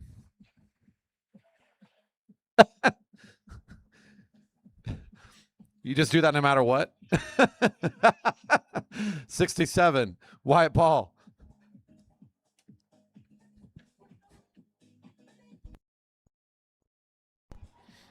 The most interesting part of the race is always at the back near the top of the group. Right now, Scott Grinsel is in that position, as is Conrad. Both are going to have to work their way up a little bit. It looks like Scott's in a tough position, as is Stan. Although, this time it's 18, Scott Grinsel. Douglas has the tail end there, likely to work his way up and try to get onto the tail end of the group. Not going to be able to find it before it starts to gap him a bit, so it'll likely be Douglas out next. Conrad Mayer on the back end of the field, but still in contact, will be safe, as we got one just off the back of the field here.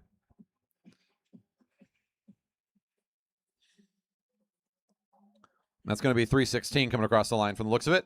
316 gets the official call. Stan Douglas.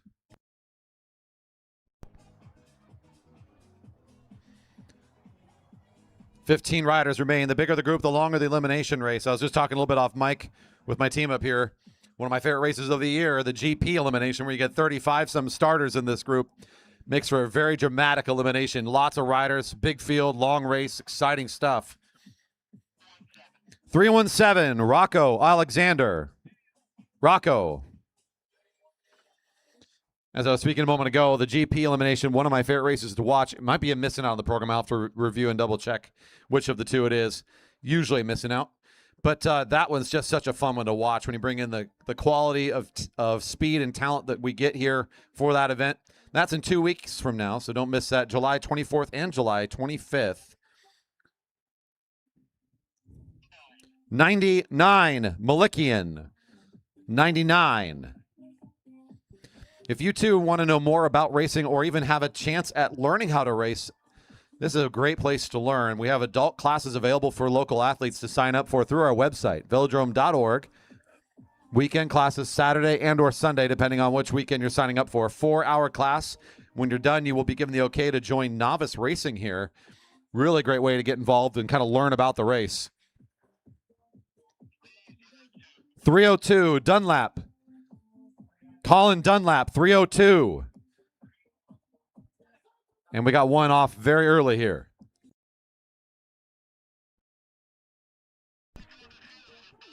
We will be pulling from the field. One is exiting early. We're also pulling from the field. That's Siegel. It's out of the group. We'll be adding another here from the field.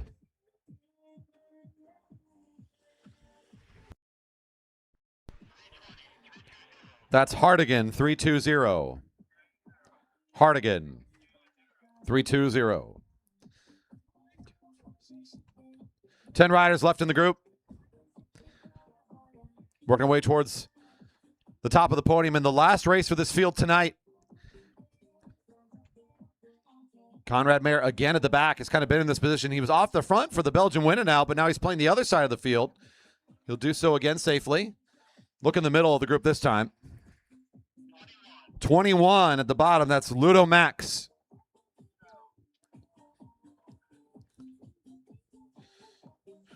Some of the strong riders we've seen in this field tonight, Elliot Crowther, Luca Ostertag-Hill, they're up at the front driving the pace right now.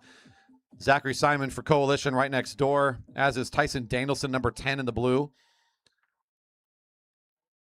Crowther kind of pushing his way up to the front, actually, as Luca moves his way up almost involuntarily. Now look to the back to see where the next elimination is. 15, Hafer. 15, Hafer.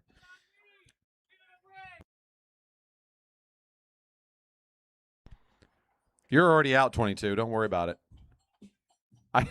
They said we're pulling from the field, apparently. Sorry, Nick, I missed that one. 7 riders remained.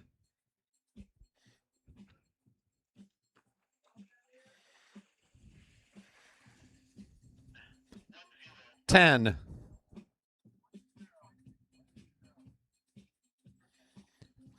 Down to 6 now.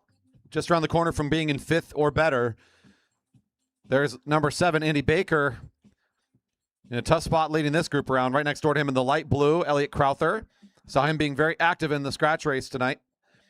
Luke Ostertag-Hill, winner of that scratch, next door to him. Zachary Simon, next door. Looks like it's going to be Otis in a tough spot here. Number 7, Andy Baker. Baker, number 7. Hatfield and Baker at the back end of that field. It'll end up going on the short side of the track for that elimination. We're down to 5. Simon, who actually worked pretty hard at the beginning of that first scratch and then kind of blew up from the beginning of the race, now finds himself in this top 5. He'll continue on as he's in third wheel position. Hatfield has fallen off here.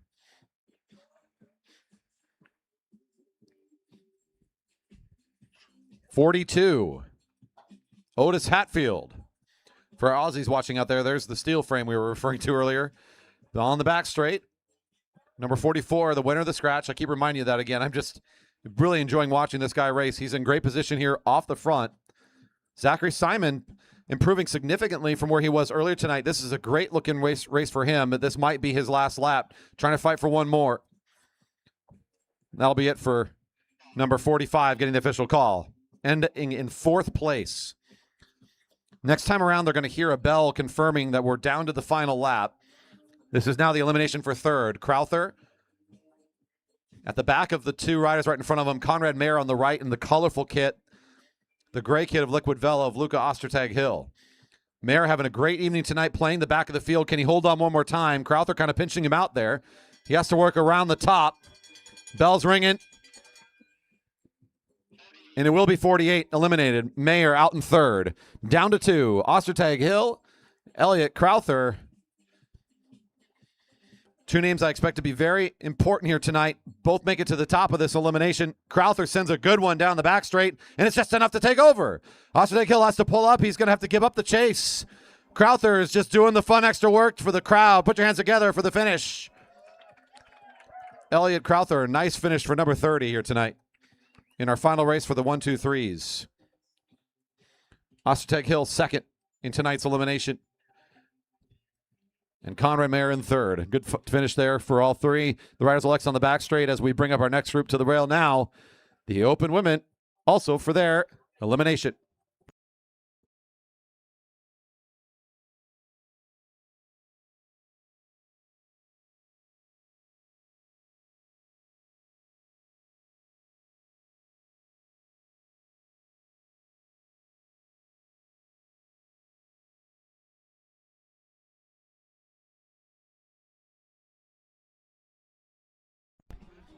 Yeah, sorry about the overlay titles there a moment ago. We're training a new live stream operator here. So with our new system, there's a lot of new going on here at the track. Thanks for the catch, though. Keeping us honest. They're already getting trained to appreciate like good information out there.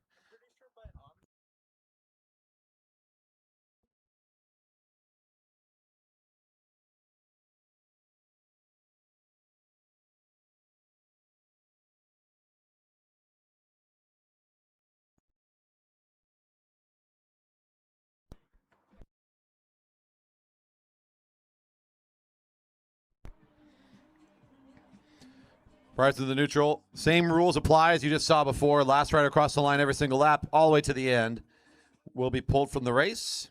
The longer you stay in, the higher your place in the final standings.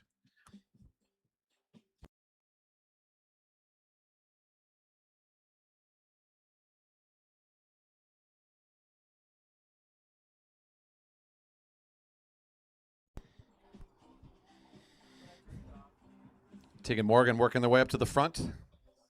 Trying to be on the front of the field as things get going. There's your whistle. Racing's underway. Next lap.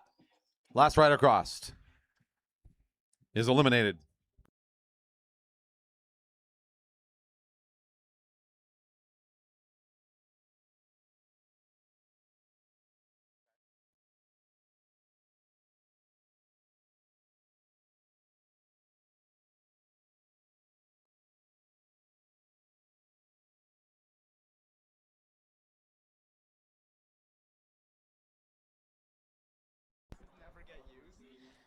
Edwards in the tough spot at the back, trying to get positioned up a bit more. Safranek falling off the back a bit as well.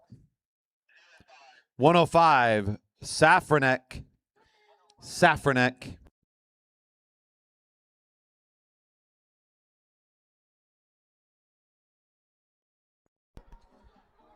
Still Edwards in the tough spot at the back of the group, kind of in control of her own destiny, following Renna Fuller right now of the Jerry Baker Jr. team.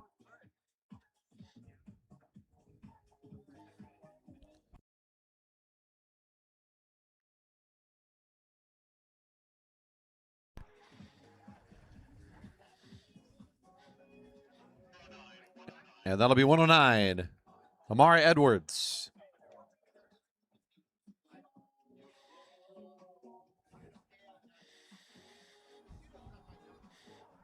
Tomko to the front to control the tempo now, actually flattening this group all the way down into a single file.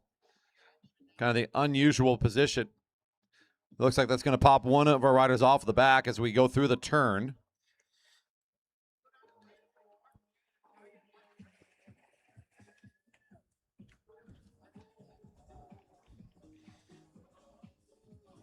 That'll be 201, Hazel Baker, coming out of the drops, knowing the name is going to be called momentarily. Jasmine trying so hard to get back into the field after the acceleration from Tomko. Got dropped off the back, has an opportunity. The field's given them just a shot here to work their way back up. Now Tegan also falling off the pace.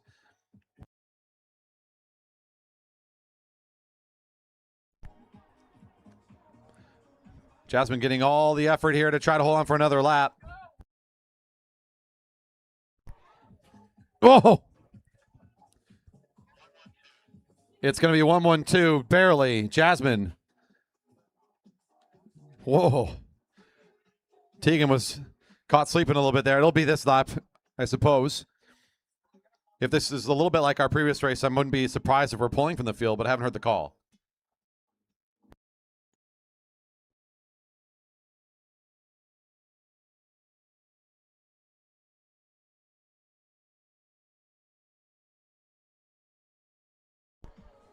Riders in the field are safe. The pole will be for Morgan, who's off the back. Riders of the field are safe. That is 118 getting the call. Down to 6. On deck, Cat 3-4 is ready for their start next.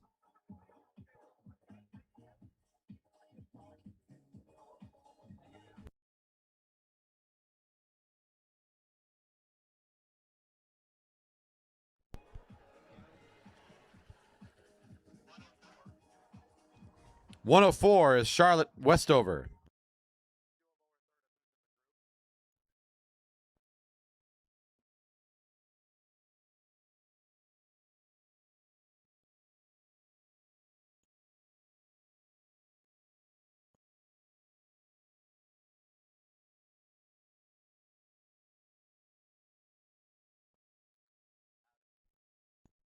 Down to 5. Way at the back. Fuller trying to hold on for another lap. Looks like she's not going to quite get there. That's 108. Renna Fuller. Done in 5th. The Portland youngster now looking for her best finish of the night. That's the rider in black and pink for Team Epic, right behind the rider in blue. The youngest rider in this group by a few years. Trying to position for, again, what will be her best finish tonight. Maybe even be able to move up and continue in this race. Neve Durfee up alongside her. Durfee coming up out of the sprinter's lane. She needed to do it there. Pushing. She'll get enough. 202. Cafiso. Just barely caught out. Great move. Maybe had to assert position a little stronger against Durfee as she had the potential to box her in there. It's a tough move to make.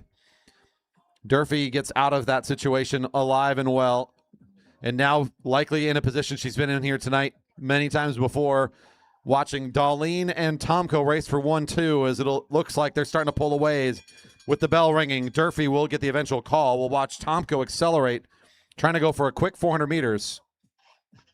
Darlene already being left a little bit behind. 111 gets the official call. Good for 3rd.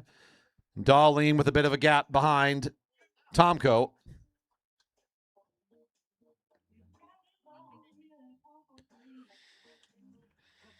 And on their last lap of racing tonight, going to do one more time. The local champ, the Performer Rider of the Year, on their way to another great season. Tomko picks up number 3 tonight. Darlene with another great finish.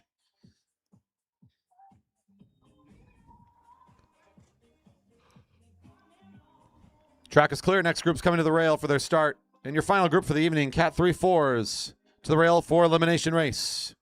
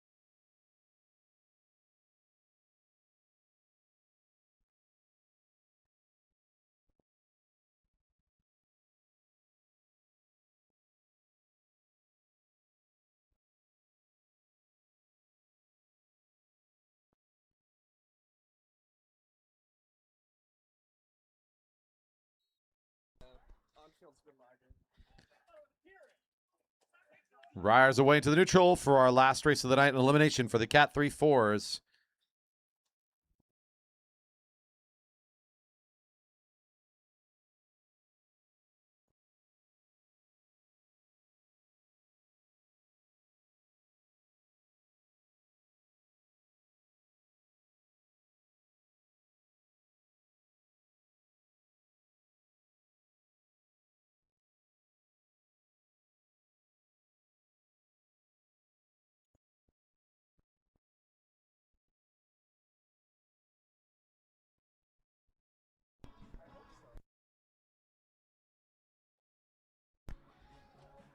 And your last race of the night getting underway. The whistle's been sounded.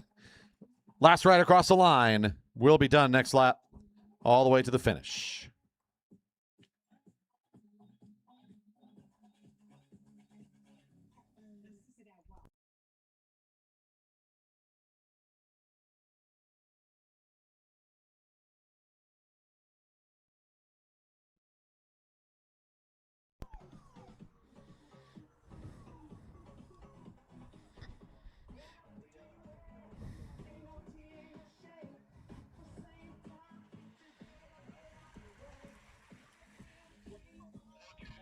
Four 2-0, Clark Hoffman. Clark Hoffman.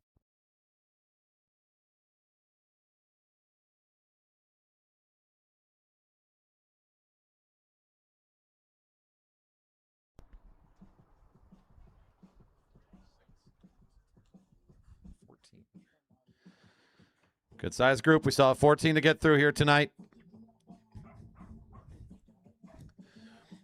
Next elimination, looking down the middle of the field here. 421, Jason Fuller. 421. If you're just coming to the park to check out what we're doing, I see you rolling up over in corner one. This is our regular Friday night racing program at the Jerry Baker Memorial Velodrome. We're here every Friday night, starting at 7 o'clock.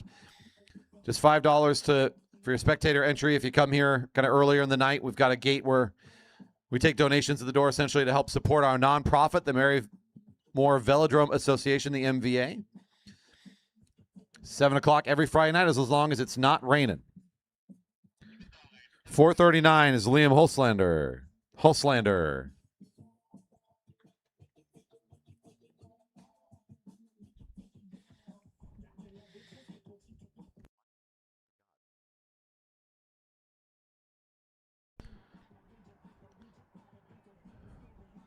Next elimination here, rolling through the corner. It's really flat at the back. Advantage kind of goes to the ride at the top. They've got more opportunity here. That's Damn Fam moving away a little bit, leaving the bottom of the track in the toughest position. That will be 4-4. Smegley, that was the rider down there in the sprinter's lane.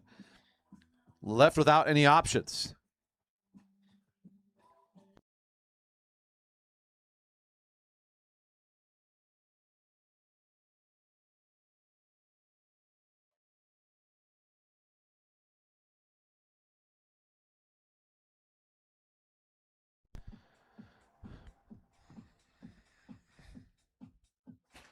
Once again, looking down low, I'm suspecting the sprinter's lane in trouble.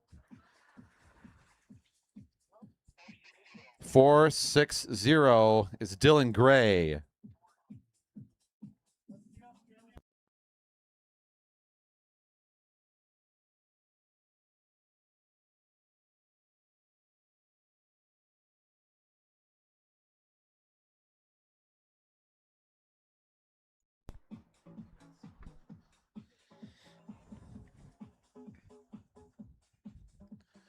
Ooh, a fight up at the top here, trying to find some room. Both riders get in the position they need. It's going to be another elimination down low, likely. 429 is Andrew Gray. Andrew Gray. Now down to 9. It's been Dan Pham at the back for several laps, playing that position very well. Just has to accelerate as they hit the home straight. How much longer can he hold out back there? He's got Javi Mejia right in front of him. Owen Fuller of the Jerry Baker Juniors, who goes down low underneath the red line. Oh, and just as I start talking about him, the curse strikes. That'll be Dan Pham. 4:11 officially called. Down to 8. Peter Snoblin on the front. Hyun Lee right behind. C. Tid in third position.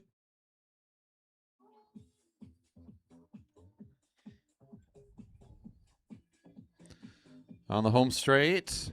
Look for the two juniors at the back to battle out this one.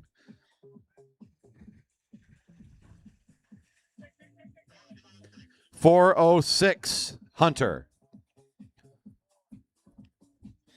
4:06 makes a really valiant effort there against his teammate. They were all sprinting for their lives across the line. I heard a little bit of chatter as they hit corner one. Stick.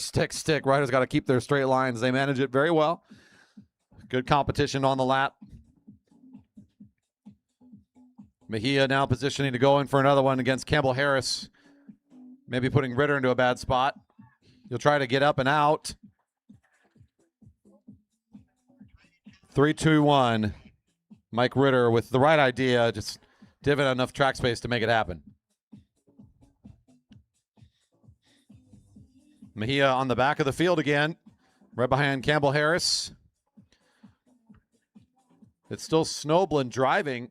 Right next door is Joshua Hunter.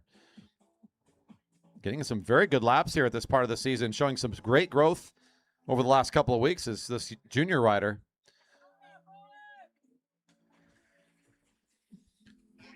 This is 4:15, C 4:15. Now to top 5. Snoblin in position 1 currently. Hyun Lee right behind. Joshua Hunter, the junior in that red helmet. The junior in the black helmet is Javi Mejia. That's Owen. Thank you. 4:50. Miscalling it. They look so darn similar. They're so small and both like the same bike position. I'm still learning the two from a far distance. The white the white helmet's been my help. And this off the back will be James Campbell Harris, number 311. Now the two juniors battling out. Fuller losing a little position to his teammate Mejia, who's going to make the jump up to the two adults in front of him. And that might be it for Owen. Oh, starting to gap here, and I don't think he's going to be able to find it again. His race night is over, but great effort for the youngster to get all the way up here into a top 5 in this field. They were cruising for a while.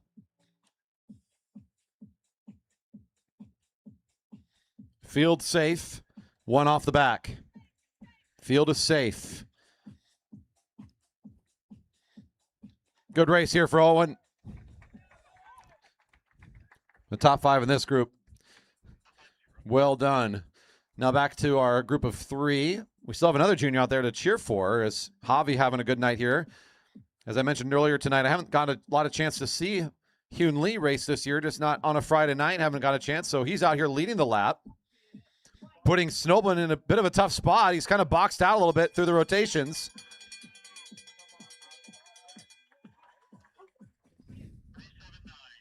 .379 Snoblin.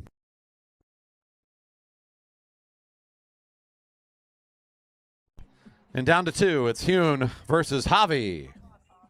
Hyun's driving it down the back straight, but Javi's got the catch. Looking smooth here. The junior should be able to make the pass. And here we go to the home straight. Looks like Javi's going to be able to find enough. Nice sprint for these two. Javi. And Hyun with an excellent race here tonight in the elimination. Makes it all the way on our top 3 at the end there. Nicely done.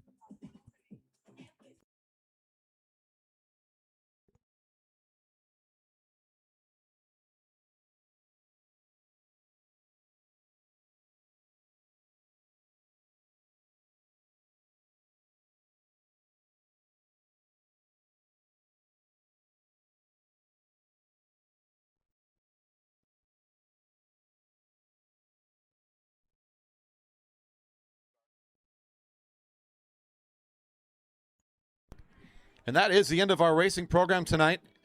If you made your way out to the park this evening and you're still with us, thank you very much for your support and your cheers all through the night. It's been fun being with you today. If you're out there on the live stream still, hopefully you've appreciated our effort at a good broadcast, trying to provide great commentary and clear information throughout the night. Hopefully you enjoyed following along, or maybe you're out there in the live chat having a great conversation. Appreciate your participation and help in our community. And before you go, don't forget to hit that thumbs up button, maybe hit the share. And if you haven't subscribed yet, what you waiting for? It's free, and it's an easy way to support a nonprofit organization. We put a lot of effort behind the scenes to make this a quality thing, so we really appreciate your support on our way towards 5,000 subscribers, our next big milestone we're trying to hit. To all our support staff for doing a great job today, our officials running a really smooth program, and of course our athletes for fantastic racing all evening long. Been a joy to be with you and being a part of it. And to everybody out there still watching and supporting our great community, we look forward to what will be a really great month. I'm going to keep promoting it one more time. The GP is coming up very, very, very soon, just 2 weeks out, and we're all very excited for Derby Days here in Redmond as well. So an exciting time of the year here at the track. Keep tuning back in for great racing, and we look forward to hosting you for more great racing action right here at the Jerry Baker Memorial Velodrome.